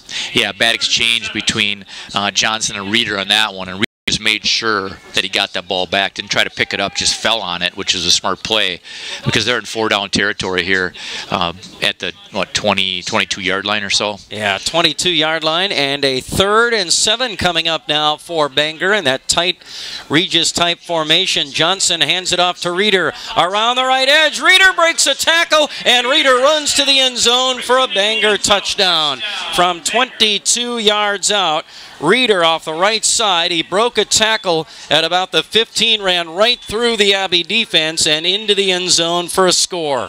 Yeah, you could really see that coming because the momentum was building and building and building. And Reeder, I think, has come out in the 3rd quarter here saying, I'm going to take over this ball game for my team. And the coach is giving him the ball and letting him do that. All right, so now they will try a 2-point conversion. Pitch to Reeder right side and walks into the end zone for 2. 8 more for Bangor. They lead 16-0 back to Chippewa after this. Quality Roofing.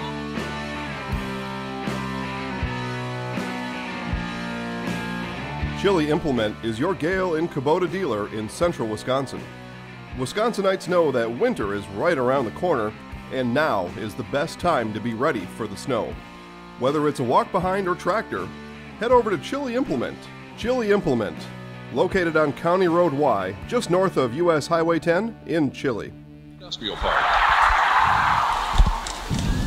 Are you ready? It's time to save 1 minute. at Courtesy Auto and Truck Center in Thorpe. Upgrade your current ride today, and you can receive a free remote start. That's right. The sign-in event is going on with over 150 new and used vehicles to choose from. Courtesy Auto and Truck Center has generous trade allowances and low interest, which will help you save even more. The cold winter months are coming. Who wouldn't love a free remote start with your new ride? So stop in today and visit the folks at Courtesy Auto and Truck Center. They're just off Highway 29 in Thorpe, or visit drivecourtesyauto.com. Well, a 22-yard touchdown run by Luke Reeder, and the Bangor Cardinals have made this a 16-0 ball game after the Falcons went 3 and out to start the 3rd quarter. And the Falcons will get the ball back now as Bangor kicks it off right to left. And again, this ball will go into the end zone for another touchback. And the Falcons, if they're going to get anything going, Todd, it has to be right now. Yeah, they may have to go out of character. I mean, they may not be able to run the ball against this Bangor team. They really had a tough time tonight of that, and they actually have more passing yardage than running yardage in the first half. So they may have to put the ball in the quarterback's hand, Ian Rao, and see what he can do, because he did a nice job in the first half when he got the opportunities. All right, so the Abbey Falcons have the ball back, working left to right from their own 20-yard line. And on first down, a handoff up the middle and a big hole out across the 25-yard line to about the 27-yard line is Cody, was that Friedenfels, I believe, on that play. And so some nice running room there for, no, who was that? Seafluth. Yeah, Seafluth with a nice run up the middle out to the 27-yard line, a gain of 7 on the play, and a 2nd and 3 coming up. Rao goes deep down the left side, overthrows his man out at the 41-yard line, trying to get that one to his big tight end, Kremsreiter, and he overthrew it. So now 3rd and 3. Kremsreiter kind of was shielding the defender who was behind him, and Rao just sailed it over his head. Kind of a stop route on that one, and Rao just overshot his man. Now 3rd and 3 from the 27. Rao pulls it down on a quarterback keeper off the left side out across the 30 to the 34-yard line. Ian Rao running strong on that one for a Falcons first down out to the 34-yard line and a gain of 7.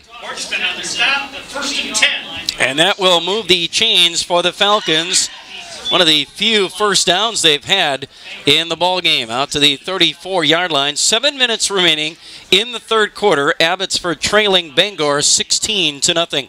Rao takes the snap on a sweep from left to right, and the give around the right edge is to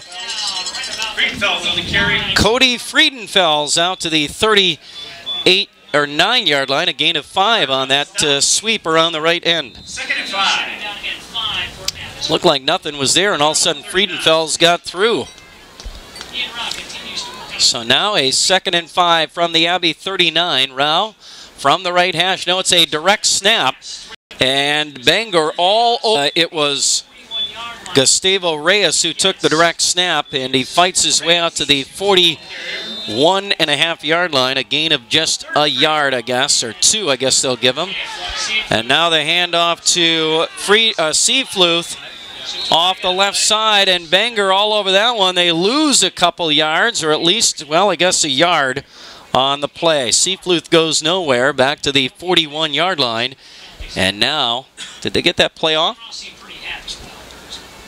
There's a flag down. There's a penalty marker down, so they're going to stop that play, but Bangor was all over that Adam Seafluth run here. Let's see what we've got. Right at the line of scrimmage. So Bangor's defense had too many men on the field, and it will help out the Falcons, who will get the 10-yard penalty, and that's going to put 15-yard penalty. That's going to put the ball all the way at the Bangor 44-yard line. Wow, that's a killer penalty for the Cardinals. And you had them stopped, and it was going to be 4th and about 3 or 4, and instead it's a first down for the Falcons at the Bangor 44-yard line. Ian takes the snap. Rao back to throw. Under pressure, gets rid of it. Before he gets taken down, Reeder coming in on a blitz. He had Rao wrapped up back at the Abbey 45-yard line, and Ian just muscled that ball out of there just to throw it away. Wow.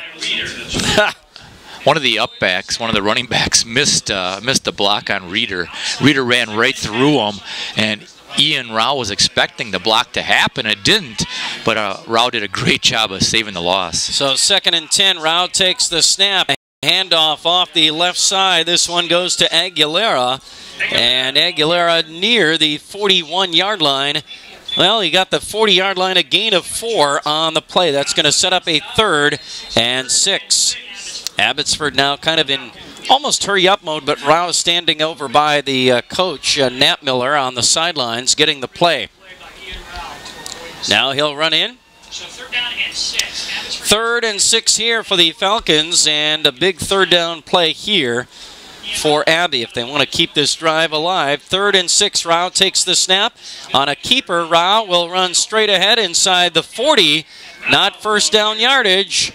Got to maybe the 39-yard line. Got a yard. And that's it, huh? Wow. Don't know about that call. And now you're faced with a 4th and 5. Where's the passing game that was working for them in the first half?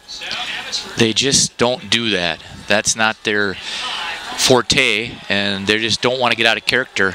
All right, 4th and 5 here. Rao, toss left side, and now it's a halfback option. Here's a throw, and that one is poorly thrown by Seafluth, I believe, on the halfback option, and that one's going to sail incomplete, and the Falcons will turn the ball over on downs. That was a toss to the left, and Seafluth, I think it was Seafluth, right? Yeah, it was. On the halfback option, just floated one out there, and I mean, that one didn't look good at all, and it fell incomplete. Nobody was around the ball. And Abbey, well, they get into Bangor territory for one of the rare times, and then they turn the ball over on downs. Bangor takes over at their own 39-yard line. And now Drew Johnson, the quarterback, runs off the right side out across the 45 midfield and out of bounds right at the 50-yard line. And he goes for 11 yards from his own 39-yard line. First down. Right to midfield. So Bangor now has the ball back, working right to left and leading Abbotsford 16-0 here as we play in the third quarter here at Chippewa Falls. Johnson takes the snap, hands it off. left side, and it's Carter Horstman. And Horstman runs tough inside the 45 down to the 43-yard line, maybe the 42, a gain of 8. Boy, Horstman looked like he was stopped.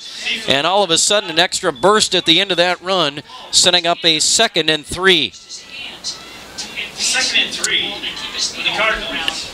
And always 2nd or 3rd and manageable, it seems, for Bangor. Yeah, their offensive line is starting to take over this game.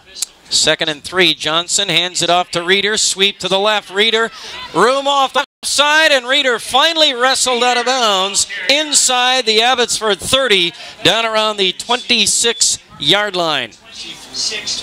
Big run for Luke Reeder off the left side and shoved down at the 26-yard line. And so that is going to go for 17 yards for Reeder. And another first down for the Cardinals, now inside of 4 minutes left in the 3rd quarter, and Bangor really taking this game over right here. Yeah, Reeder's got 20 carries for 126 yards now. Looks like Bangor will be back in the title game next Thursday. Now Johnson, the quarterback, off the right side on a keeper inside the 25 to the 24-yard line, a gain of 2 for Johnson. And a 2nd and 8 coming up. So Bangor, the 2015 champs, looks like they're on their way back to Madison coming up next Thursday morning at 10 a.m. against either Blackhawk. Yeah, it'll be Blackhawk. Yeah, it'll be Blackhawk. Here's Reeder now. Reeder up the middle and at about the 21-yard line, taken down after a gain of 3. Luke Reeder, another 3 yards. 3rd and about 5 here. Inside of 3 minutes to go in the 3rd. So it looks like Blackhawk and Bangor in the Division 7 state championship game next Thursday morning at 10 a.m. Blackhawk all over Fall River tonight. It was, what, 36-0 at the half. 3rd and 5 here, and Reeder again off the left side. Reeder makes a push near the 16 or 17, but he's going to be short after a gain of 4. Looks like Abbey's defense gets the stop, or they put the ball about the 17-yard line. So just shy of the first down on 3rd and 5, a gain of 4. And 4th and a yard for the Cardinals here. And they are in 4-down territory for sure. So let's see what they come out of the huddle with here. 4th and a yard. Johnson takes the snap. Quarterback draw. He's got the first down and then some. Inside the 15, down to the 14-yard line, a gain of 3. And that will move the chains. It will be 1st and 10 for the Cardinals.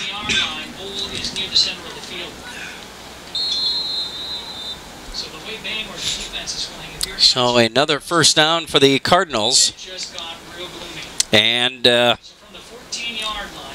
inside of 2 minutes to go in the 3rd quarter, a minute 45 and counting. And the Bangor Ball Club has a first down at the Abbey 14-yard line. And Reeder again. Reeder is ball carrier to maybe the 12. Down to the 12-yard line. Gain of a couple there. And now Bangor just wearing down this Falcons defense, and running time off the clock is essentially what they're doing, right? Yeah, and they're just riding Reeder. I mean, they're giving him the ball time and time again. He's just a horse. I mean, he's difficult to bring down, and when he gets through that first level, even the linebackers and the D-backs are having a tough time bringing him down. He's breaking tackles and, like I said, getting 3, 4, 5 yards at least on pretty much every carry. 2nd and 8 now, inside a minute to go. Reeder again off the right side, and Reeder inside the 10, down to about the 7-yard line. Maybe the 8. Gain of about 4 yards there, I guess. 3rd and about 3. We're down to about 35 seconds left in the 3rd quarter. And Bangor just wearing them down right now. And What we have failed to mention here all night is the temperatures and the wind. Johnson, ball came out, but Johnson fell on it back at the 9. He'll lose a yard on the play. Johnson jumps on that ball. Well, that could have been big. That would have been a huge turnaround to give Abby a chance if they could have got that fumble. I mean, it's a 2-score game, basically. It doesn't feel like a 2-score game, does it? It doesn't. And it feels like Bangor's just dominating this game. And, well, they kind of have through 3. End of the third. 16-0 Bangor. To the 4th we go. Company that has been providing long and short haul, regional and local freight delivery services for the past 75 years. If you are looking for a great career, H.O. Wolding is currently recruiting new drivers. They offer tuition reimbursement, flexible scheduling, and excellent home time. First-year drivers average more than $50,000. H.O. Wolding is family-owned and operated and proud to support our Amherst Falcons and other local teams. H.O. Wolding, your success drives us. Drive a heavy truck, then you know V&H Trucks, because we know what drives you. Whether it's septic, logging, material handling, or anything else that needs a tough truck, our second-to-none experienced sales staff has you covered. We agree with our friends at Western Star when they say the toughest part of any job should be your truck. So come see the sales staff at V&H today to get tough working for you. V&H, the driving heavy trucks and equipment. At 1505 South Central Avenue, Marshfield, or vhtrucks.com. To the 4th quarter we go here at Doré Field in Chippewa Falls, and Adam Burden is producing our broadcast alongside Todd Schultz. I'm Mike Warren. As we head to the 4th quarter now, the Bangor Cardinals leading the Abbotsford Falcons 16-0. As we start the 4th quarter, the Cardinals have a 4th and 4 at the Abbey 9-yard line. And the start of the play to start the 4th quarter, there is a penalty marker at the start of the play here. And it's an offside against the Falcons, and on 4th and 4, that's going to give them a first down. Oh, it's huge mistake by the Abbey Falcons. Another one. Oh, not that they've made a ton of mistakes, but boy, just enough at all the wrong time. 4th and 4, and now they're going to have a first down at the the 4-yard line.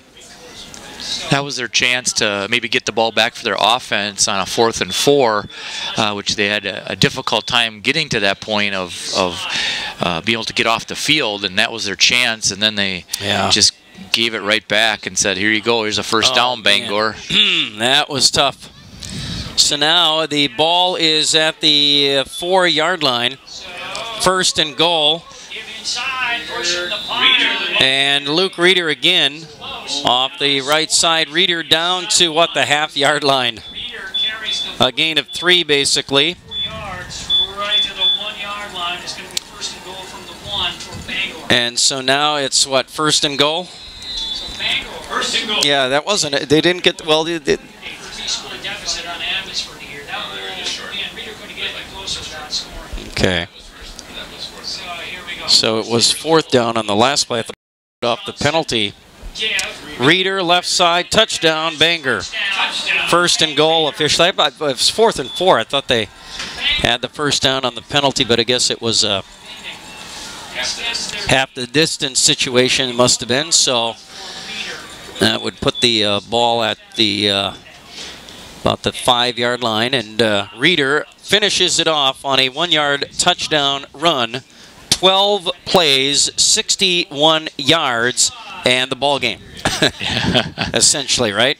Yeah, and that's 26 carries for 143 yards for Reeder, and he's got 3 touchdowns. So, again, he's been the story, along with his offensive line, and able to really control the Abbotsford defense and, again, run a lot more plays and a lot more time of possession. So that Abbey defense is appears to be getting pretty worn down at this point of the game. So now Luke Reeder will attempt the PAT out of Johnson's hold here. Ball down, kick is up, and the kick is good. 7 more for the Bangor Cardinals. They now lead the Abbey Falcons 23-0, and we'll have more football from Doré Field in Chippewa Falls in just a moment. Everything you need for Medicare coverage. Oh, Can't forget the red tape. I'll take that. What are you doing?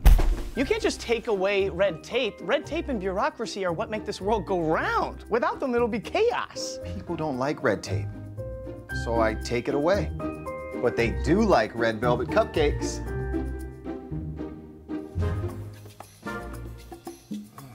That's not sanitary. And helping hands and hard work, whether you're the star or on the sidelines. Live in the north or south, city or country crossroad.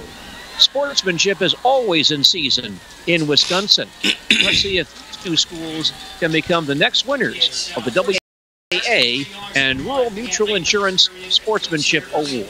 This announcement from the WIAA. All right, so the Bangor Cardinals kicking from left to right here. The Falcons will get the ball back with 11:34 left in the fourth quarter. And the Abbey Falcons, a return out near the 32 or 3 yard line. Well, we got 23 points for Bangor. We got 23 degrees. But we've got southwest wind or southeast winds at about 14 miles an hour. A wind chill at 9 above over here tonight. So it's a cold one out there. You know, it's been pretty surprising because ball security has not been bad tonight. I mean, both teams have kept the turnovers pretty minimal, and it's been a pretty good game. Ian Rao takes over at his own 34-yard line, going right to left as we watch the action here in Chippewa Falls. And on first down, the handoff goes to Joe Aguilera.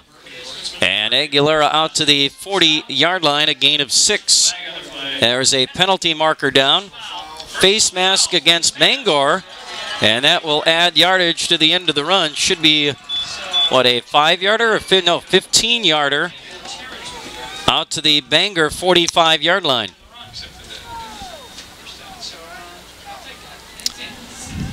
And a 1st and 10 for the Falcons at the Cardinal 45. If the Abbey Falcons could get on the board, it would really be a boost for their team. Maybe they could get some enthusiasm going again here, but they need to put it in. They got the entire fourth quarter. Toss left side now. Aguilera running room down the near sideline. Aguilera running free and spilled at about the 21-yard line. Aguilera 24 yards on a toss to the left side, and the biggest of the night for the Falcons. And Aguilera, a big run right there. That's the kind of speed that kid has, and they've been trying that toss play 2 or 3 or 4 times, and that's the first time he's able to get loose on it, and you can just see him once he gets in the open field. He's like a little scat back, and he's tough to bring down. Aguilera, nice run off the left side, and at the 21-yard line now, a first down for the Falcons. From the left hash, Rao takes the snap, and the handoff to, and the ball came out. The ball is loose. It was handed off to Seafluth, and I think the Falcons get back on top of it right around the 20-yard line. It'll go as a gain of a yard. Aguilera, I think, got on top of it. So he gets the yard, but now it's 2nd and 9 here. Rao takes the snap, and again a handoff off the left side. Aguilera once again. Aguilera running inside the 15-yard line, or near it, shoved out of bounds there. Getting a nice push off the left side, shoved out at the 14-yard line.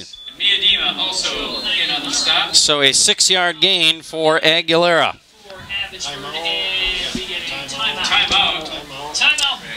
Now Bangor will take a timeout with just over 10 minutes to go in the fourth. Abbey on the move, and stay with us. More from Chippewa Falls after this.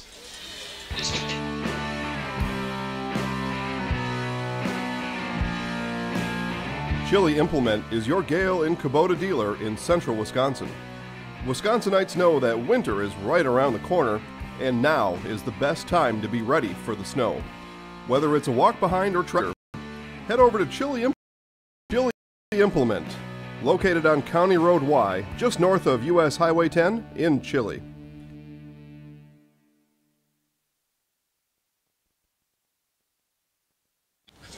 All right, Aguilera had that 24, was it, yard run.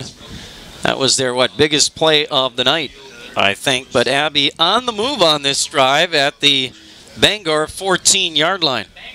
Yeah, that was their biggest play of the night by far.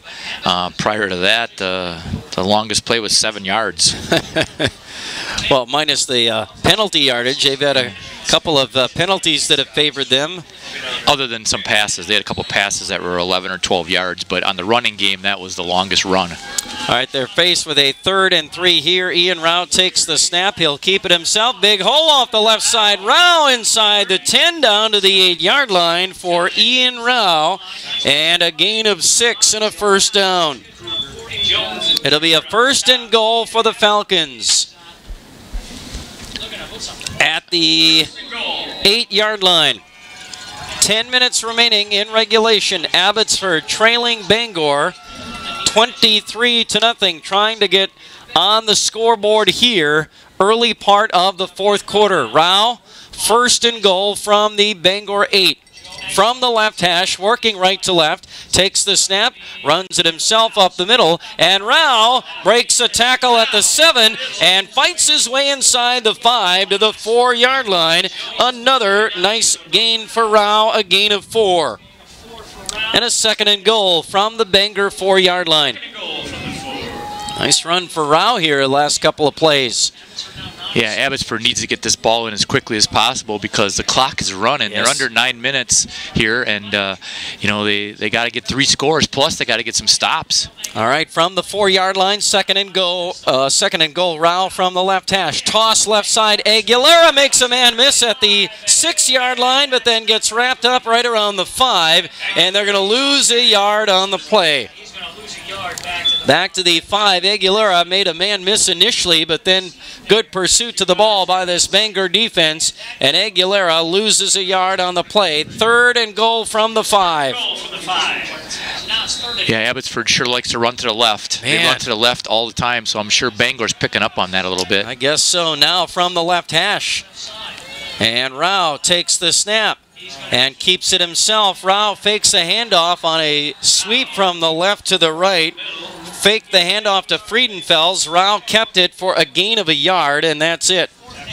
So it'll be 4th and goal from the 4-yard line for the Falcons with 8:13 remaining in the 4th quarter. See what the Falcons come up with here on 4th and goal, trying to get this ball into the end zone. I think they need to roll Rao out and give him the pass run option that he was successful on in the first half. Aguilera, I think that is wide to the right. Rao, a jump pass into the end zone. Abby caught it. Did he hang on? Incomplete. A jump pass over the line to Caden Decker, I believe, wasn't it?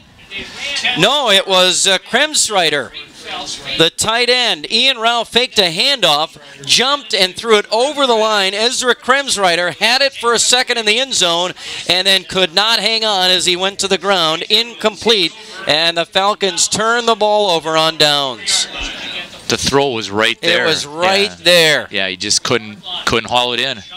Kremsreiter couldn't hang on. Bangor takes over at their own 4-yard line, working left to right, and I believe it's Reeder again, right? Luke Reeder? Yep, Reeder. Off the left side from his own 4-yard line, and out to the 14,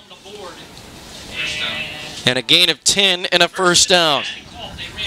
Boy, oh boy. Yeah, that was just a killer. They couldn't score. Abby couldn't score on that drive. They had to have that touchdown, and what an emotional letdown when you don't get it in from inside the 5-yard line.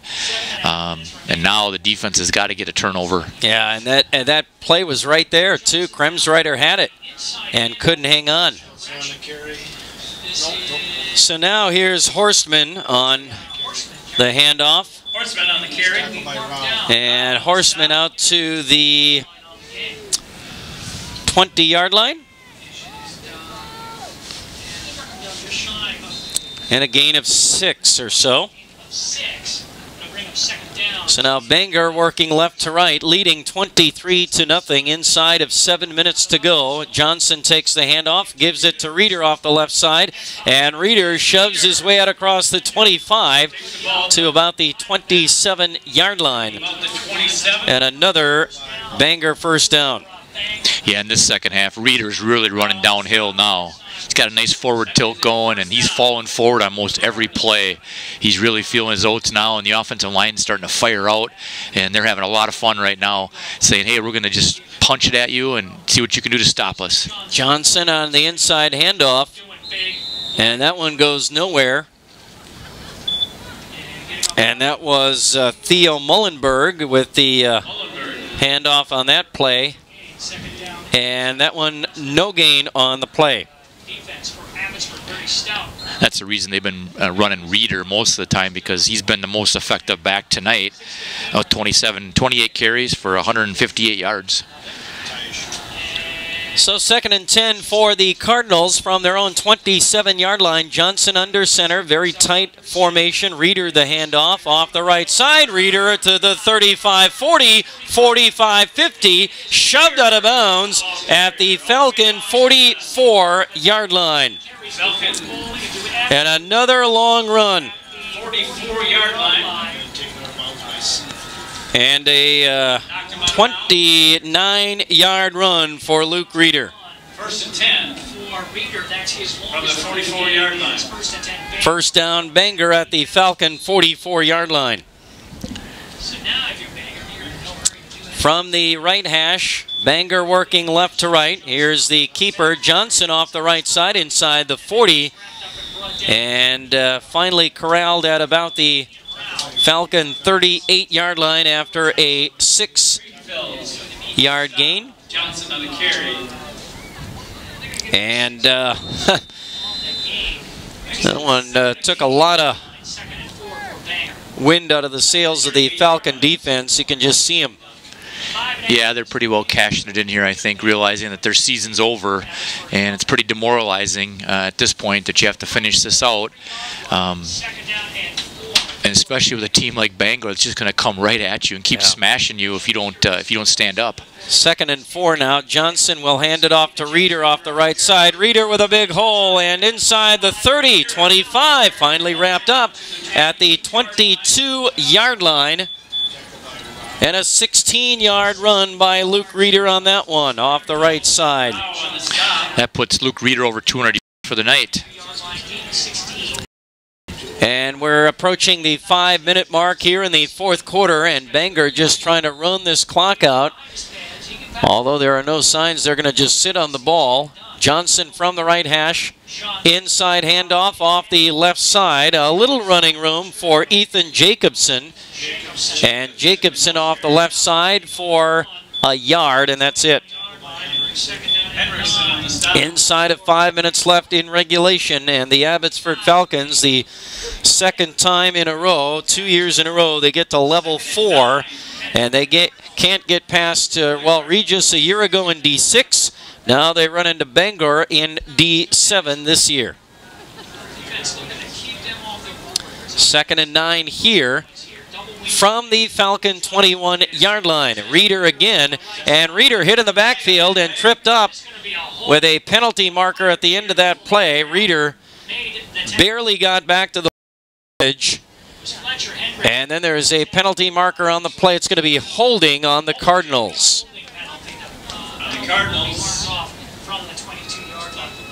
So a 10-yard penalty there. And that will put the ball back at about the 30-yard line or so. With 4:21 left in regulation. And they'll decline it. All right, so no penalty. They'll take the no gain play, setting up a 3rd and 9. From the Falcon 21-yard line. Bangor working left to right. Johnson under center. And up the middle, it's Carter Horstman. inside the 20 to the 17-yard line, a gain of 4 for Horstman on the play. And so now that brings up a 4th and 4 play with 4 minutes left in the ball game. And Bangor will just probably run a play here and see if they can pick it up and finish this game off, right? They will, and you're probably going to go to Reeder here. All right, 4th and 4 from the Falcons' 17-yard line. Johnson back to throw, and he's got a man open inside the 5-yard line at the 4-yard line. Medema with the catch. Yeah, the tight end, Medema. And they're going to mark him down at the, just inside the 5, right at the 5-yard line, I guess. So that one goes for what, 12? 12-yard pitch and catch, and now Johnson, I believe, on the keeper off the left side. And Johnson's going to run that into the end zone from 5 yards out to cap off another 12-play, 96-yard drive. With 3:25 left in the ball game, Johnson with a run of 5 and 6 more for the Cardinals. Wow. So now Reeder will try the PAT. Johnson's hold, the ball down, the kick is up, and it is good. 7 more for the Bangor Cardinals. They make it a 30-0 game with 3:25 left in regulation. And stay with us, more Abbotsford Falcons football after this. Congratulations, Abbotsford Falcons, and wishes them continued success. 60. Everything you need for Medicare coverage. Oh, can't forget the red tape. I'll take that. What are you doing? You can't just take away red tape. Red tape and bureaucracy are what make this world go round. Without them, it'll be chaos. People don't like red tape, so I take it away. But they do like red velvet cupcakes.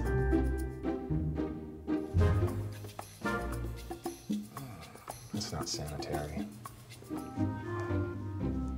Canvas specializes in custom recanvassing for pop-up campers of virtually any make, model, or year. Their canvas campers can be seen at parks throughout the U.S. from Yosemite to Yellowstone and closer to home in one of Wisconsin's beautiful campgrounds. Their customers agree that Bear Creek canvas replacement tops are even better than the original tops. If your pop-up camper has seen better days, give them a call in Spencer or go to BearCreekCanvas.com. Bear Creek Canvas, a proud supporter of area athletes. Good luck in the football playoffs. All right, Medema will kick the ball from left to right as we come back to Chippewa Falls. The Abbotsford Falcons get the ball back, and no, maybe they won't. A fumble on the return, and Bangor may be on top of this ball. The ball came out on the return. And they're still unpiling all the players right near the Abbey 33-yard line. Still no signal. And no indication as to who came up with the ball. No signal. Didn't see who the return man was. Might have been Aguilera. I'm not sure. I didn't see who picked it up. But the ball came out about the 30-yard line. Yeah, Seafluth has had a tough time. Was it Seafluth? Yeah, it was. Seafluth on the return, and all right, he got it punched out of there on the way through. And I know that's his second. Okay, Abbey football. Ooh, they got it back. Yeah. His second fumble of the night, and I think both of his fumbles have been recovered by Abbey, so he's been fortunate. 2 that he's put on the ground. But yeah, you're cold weather, 23 degrees, wind chill at 9, windy out here and cold tonight. But the Abbey Falcons, and down to 3:16 could be your final offensive possession of the season right here, and especially for seniors like Ian Rao and Cody Friedenfels and Adam Seafluth. And on first down from their own 34-yard line, is it Friedenfels?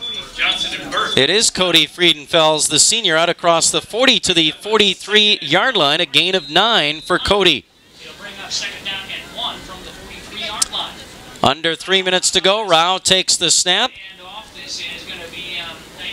And off the left side is Joe Aguilera out across the 45 to the 46-yard line. A gain of 3 for Aguilera, and that will move the chains for the Falcons. With 2:46 remaining in the ball game. From the left hash, Ian Rao, the senior quarterback, playing in his final game for the Falcons here tonight. He'll take the snap, and he'll hand it off to Seafluth, and on a halfback option play, throws it deep down the left sideline and over the intended receiver on that play, and that was Fletcher Hendrickson on a fly pattern down the near sideline, and he had him wide open. He did. Fletcher Hendrickson had at least 3 steps on the defender on the left sideline, just running a straight fly pattern, and Seaflew threw it as far as he could, and he got a nice spiral out of that one, and it sailed way overthrown. Incomplete. They took a shot on first down, 2nd and 10 now from the Abbey 46-yard line, and Friedenfels gets the ball off the right side, and a yard, and that's it. Trying to get Cody some action now here. He's the senior.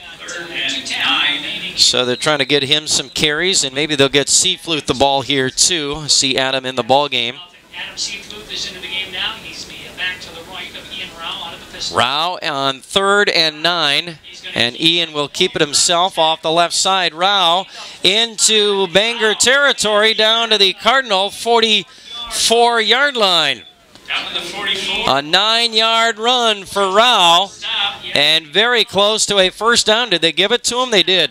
First down, Falcons. That will move the chains. Rao with a nice run to the Bangor 44. Under 2 minutes to go now. Rao back in that shotgun formation. He'll give it to Adam Seafluth, who is wrapped up in the backfield as a flag comes out. And I believe we could get a face mask, maybe a horse collar type penalty against Bangor. Seafluth was grabbed up around the neck area of the shoulder pads and flung backwards. Horse collar against Bangor. Garrett Krieger, the guilty man on that play. And so it'll be a penalty against the Cardinals. And good thing for Abbey, because that play went nowhere. That's right. He got 15 yards out of it. So really no gain. In fact, he had lost a yard. But a 15-yard penalty from the 45. Ball goes to the Bangor 30-yard line, and a 1st and 10 for the Falcons. Rao takes the snap, back to pass. Deep down the left side, taking a shot to the end zone, and the ball is caught in the end zone for an Abbotsford touchdown. Cody Friedenfels comes up with it, and he hung on to it. Very good coverage by Bangor's Adam Tallman, but Friedenfels just fought him for the football and came away with it down the left side as the Falcons take a shot, and it goes for 6 from 30 yards out. What a great catch by Cody Friedenfels on a one-on-one left side of the end zone for a touchdown. Yeah, the senior and Cody Friedenfels, he'll remember that catch even though it's in a loss. It was a great catch by him, and like you said, it was great coverage. He just outfought the defender for the ball. Tallman was right there all over him, and Friedenfels, the smaller kid on the play, just fought harder for the ball. And meanwhile, Aguilera adds the PAT, 30-7. Well, with 1:28, Abbey on the board. Too little, too late, but they get a touchdown to make it 30-7. And we'll be back to Chipwell's in just a moment. Congratulations and best wishes to the 30 team from your friends at Jake Plumbing, Heating and Electrical. They are your locally owned and operated York dealer. Call Jayco Plumbing and Heating of Abbotsford for quality, efficiency, and reliability. 715-802-0863. They're proud of their Abbotsford Falcons.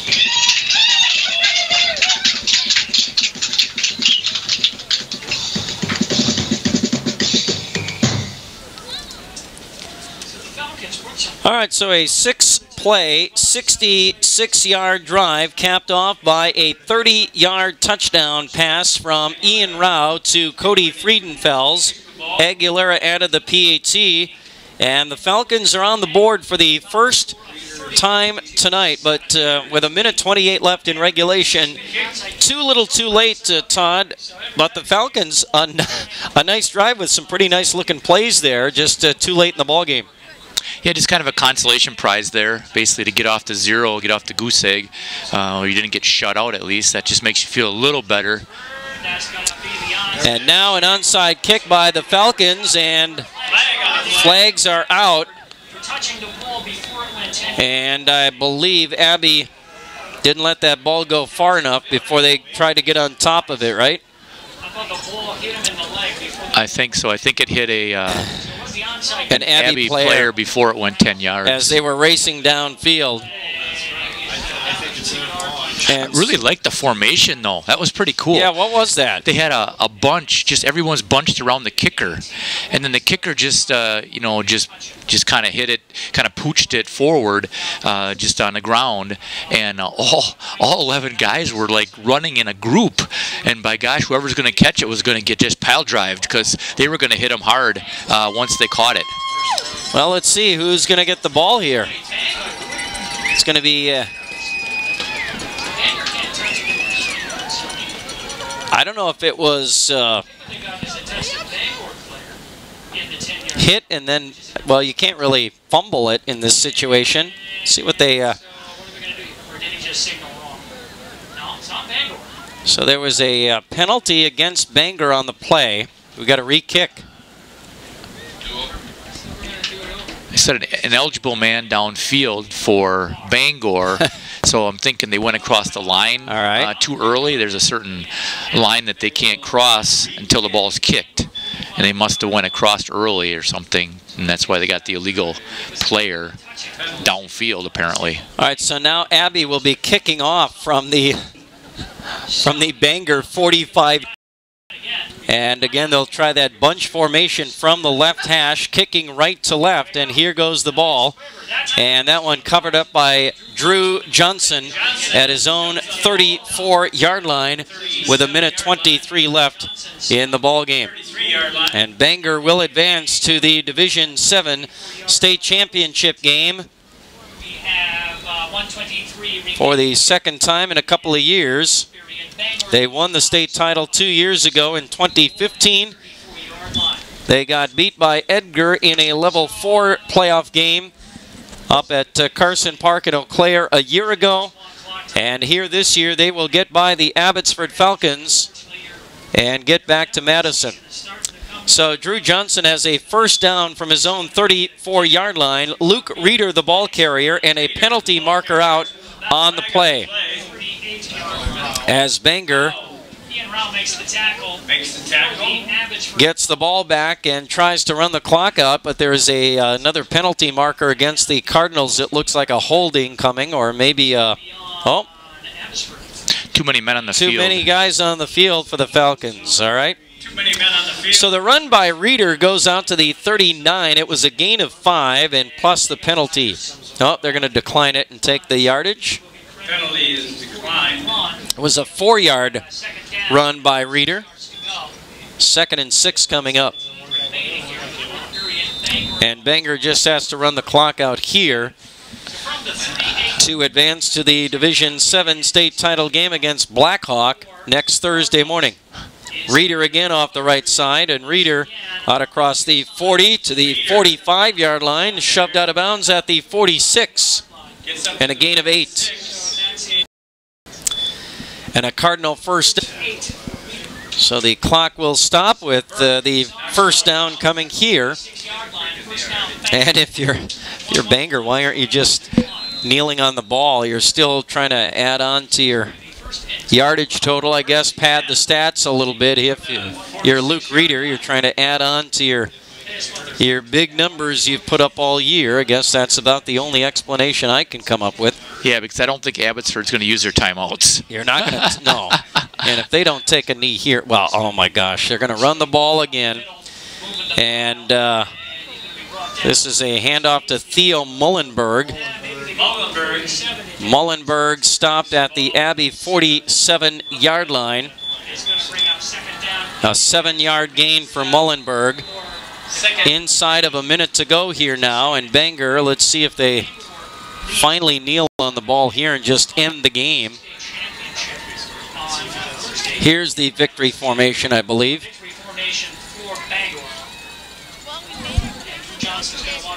30-7 is going to be your final score here, and Drew Johnson under center now, and he'll just take a knee back at the 49. He'll lose 2 yards on the play. It will be 5 yards to go for a first down, but I don't think they have to do that again, do they? Nope, game's over. Game is over, and the Bangor Cardinals are headed back to the Division 7 state championship game. They will play Blackhawk next Thursday morning at 10 a.m. at Camp Randall Stadium in Madison. Another incredible... I'll tell you what, a state semifinal game for the Falcons 2 years in a row, and for a Cloverwood team to it's kind of cool to see. Not bad considering they got off to a kind of a slow start in the year. And, they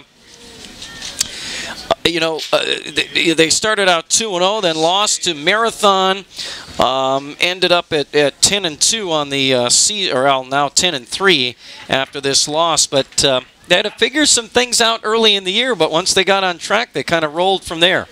Well, a team like that, a team that runs the ball so much, you got to get that offensive line in sync, and that's really what happens throughout the year. If you can keep the kids healthy that are on that line, they just seem to get better, and I think that's what's happened to Eau Claire Regis, too. They had a lot of turnover from last year. A lot of seniors graduated, and it just took them a while to get their offensive line in sync, and both these teams made that kind of a run down the stretch to really make it pretty farther than probably most people expected, because right. I believe Abbey, was a 7 seed. I believe, on the playoffs. So I think they really, again, surprised a couple teams here in the playoffs. Absolutely. So the Abbotsford Falcons see their season come to an end for the second year in a row in a state semifinal game, and Bangor wins it here tonight 30-7. Our final score in this Division 7 state semifinal at Doré Field in Chippewa Falls. 30-7, our final score. And we'll have a complete summary of this one on our post-game report following these messages. You'll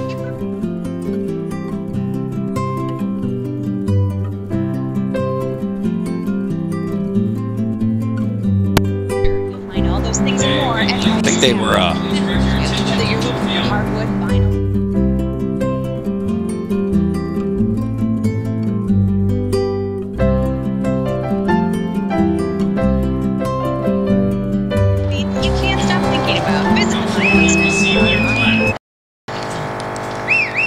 Congratulations to the Abbotsford Falcons from DVD Sports Shop in Abbotsford. Big Bear Down is your one-stop beer and supply shop.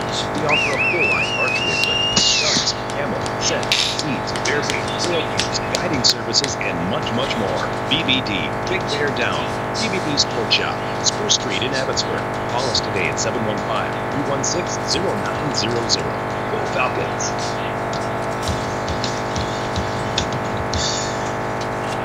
The deer are really active. Do you want 90 here, Mike? Should you happen to have the... Yeah. Take your vehicle to 10 Star Auto Body in Colby. 10 Star Auto Body and Detail can make that dents and rust disappear like magic. Your car is one of your prized possessions, and the specialists at 10 Star Auto Body and Detail take tender, loving care of your vehicle. If you're in need of any kind of vehicle repair, call 10 Star Auto Body and Detail, 715-223-6164.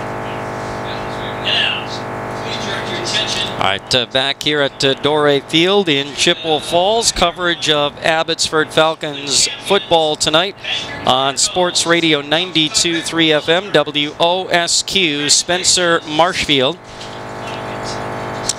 And online at WOSQFM.com.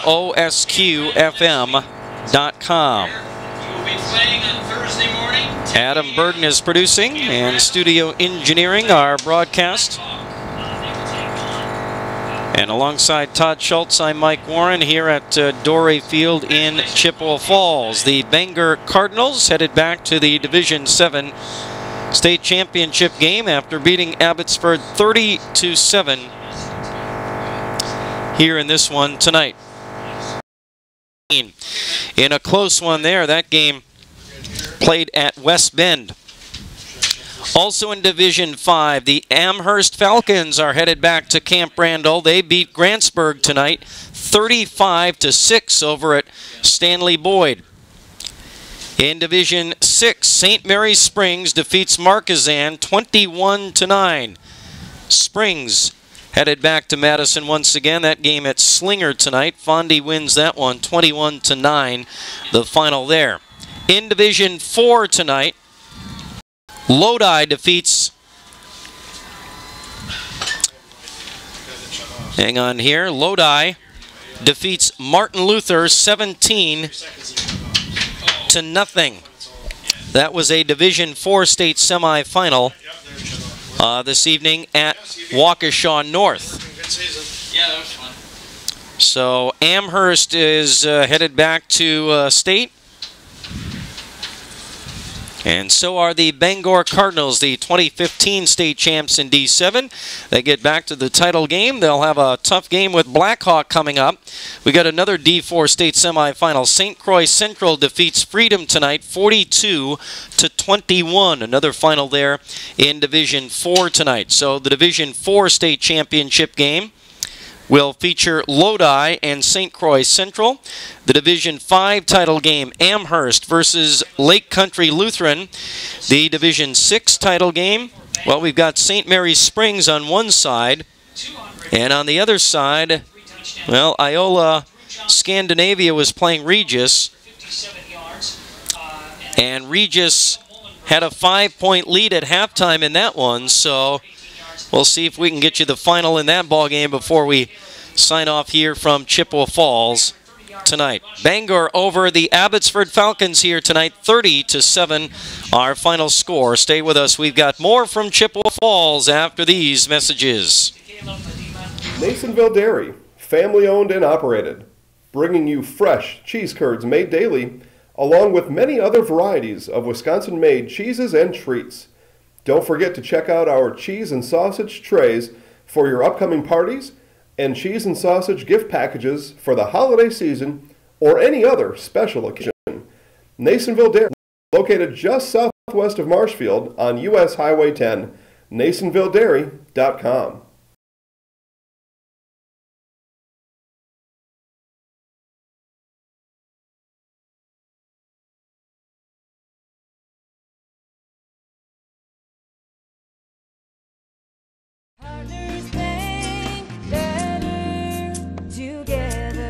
We know how a bank should be at Partners Bank. Banking should be easier, treating our customers as valued and important. Services should be better with online and mobile banking and locations close to where you live and work. Loans should be quicker, and we make all decisions locally with years of experience helping people with their financing needs. Partners Bank, member FDIC, and an equal housing lender. Partners Bank, better together. Brickner Motors on Little Chicago's northeast side and let our family take care of yours. We will work hard to earn your business and just as hard to keep it. Scoring summary, the Falcons won the toss, they deferred. Bangor scored on their first time. All right, back here at Doré Field in Chippewa Falls alongside Todd Schultz. I'm Mike Warren with Adam Burden, our producer, as the Abbotsford Falcons see their season come to an end for the second time in 2 years in Division 7 now this year, but Division 6 last year, but both years in the state semifinal game. They lost to Regis in D6 a year ago, and here in Division 7 this year they get beat by the 2015 champs, the Bangor Cardinals, 30-7, our final score. As our post-game report continues, the post-game stats brought to you by Ag Country Farm Credit Services, supporting agriculture and rural communities. And Todd, let's take a look at the final numbers in this state semifinal game here tonight. Let's look at the victorious Bangor Cardinals first. They pretty much controlled the line of scrimmage for most of the game, and they were a little bit bigger and stronger in their lines, and it showed. And that's was really the tale of how they won this game, was just controlling the line of scrimmage, because they ran many more plays and were on the field much more offensively than the Abbotsford Falcons. And of course, the big horse for the Bangor Cardinals was Luke Reeder. In the second half, they really put the ball in his hands, and he delivered. 32 carries, 215 yards, and 3 touchdowns. What an effort from Luke Reeder, along with his offensive line, obviously opening holes for him, but he really ran through a lot of tackles tonight, and he was running so hard, especially in the second half. He really ran downhill and decided, I'm going to take this game over with, and he really did. Luke Mullenberg chipped in. He had 7 carries for 23 yards. Carter Horseman had 5 carries for 17 yards. Caleb Medema, 1 carry for -4. Ethan Jacobson, 2 carries for 6 yards. Drew Johnson, he had 14 carries for 60 yards and 1 touchdown. Overall, 61 carries, 317 yards, and 4 touchdowns for the Bangor rushing attack tonight. On the passing side, Drew Johnson, just 2 for 6 for 27 yards. In fact, Bangor did not throw 1 pass in the second half. They just decided at halftime, I think, hey boys, let's just take it to them. Let's just punch them in the mouth, and let's win this ball game. And that's exactly what Bangor did in the second half to take this victory. Drew Johnson did have 1 interception. That was a ball that was in and out of the hands of Caleb Medema, but it unfortunately goes against him as an interception. Overall, they had 44 yards of total offense in the Bangor Cardinals, and the main pass catcher was Caleb Medema. He had the catches tonight, 27 yards. Here tonight, he had 12 for 55 yards. They really tried to get him going in the again. He had 1 24-yard run when he got on the edge and really show his speed and his ability and agility to make tacklers miss. Overall, 42 carries for 144 yards of total rushing offense for the Abbotsford Falcons tonight. On the passing side, Ian Rao, he had a nice night passing, although he didn't throw very much, especially in the second half. He was 6 for 9 for 76 yards and 1 touchdown. Adam Seafluth tried 2 halfback option passes, and he was 0 for 2 for obviously 0 yards. Overall, 6 for 11, 76 yards and 1 touchdown from the passing attack tonight. The primary pass catchers, Ezra Kremschreider had 1 catch for 6 yards.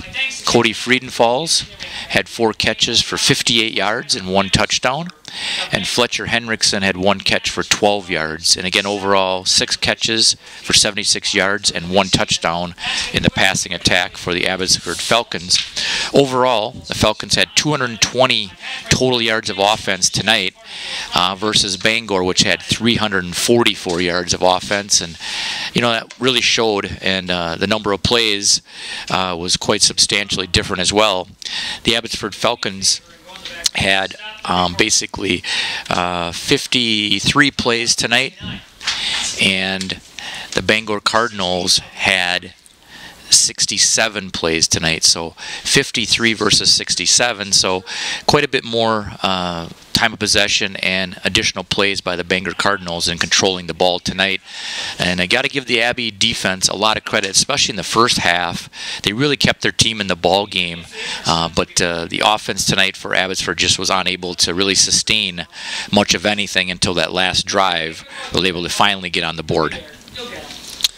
All right, so our post-game stats tonight brought to you by Ag Country Farm Credit Services, supporting agriculture and rural communities, and it was really a case of where Bangor just controlled. Now, I just was adding up the plays, though. You would think Bangor ran a lot more plays.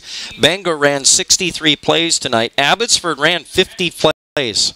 They didn't do a whole lot with their 54 plays tonight. They just had maybe a couple of drives that looked pretty good. I mean, I think of one, that 11-play drive, but then just stalled out, you know, and they gave the ball back to Bangor. So they were able to move the ball at times, just not consistently. No, they couldn't sustain the drive. They had to punt it away or whatever, and just couldn't do it. So the Bangor defense, you got to give them credit too. I mean, they were able to, you know, pretty much pitch a shutout till the end there, where they gave up a late touchdown, but did a great job of containing the Abbey offense, which is explosive. Not really necessarily in the passing game, but very explosive in the running game. And again, last week they put up 50 points on Clear Lake, and tonight nothing like that against Bangor. Yeah, you got that right. So the Division 7 state title game is set. Bangor gets by the Abbey Falcons here tonight, 30-7. Meanwhile, Blackhawk defeats Fall River 56-8. And it will be Bangor and Blackhawk in the Division 7 state championship game next Thursday at 10 a.m. at Camp Randall Stadium in Madison. In Division 6 tonight, Fond du Lac St. Mary Springs defeated Marquezan 21-9. Still no final in the Regis Iola Scandinavia game. They're playing down at Stevens Point. In Division 5, the Amherst Falcons are headed back to the state championship game tonight, 35-6, and Amherst will face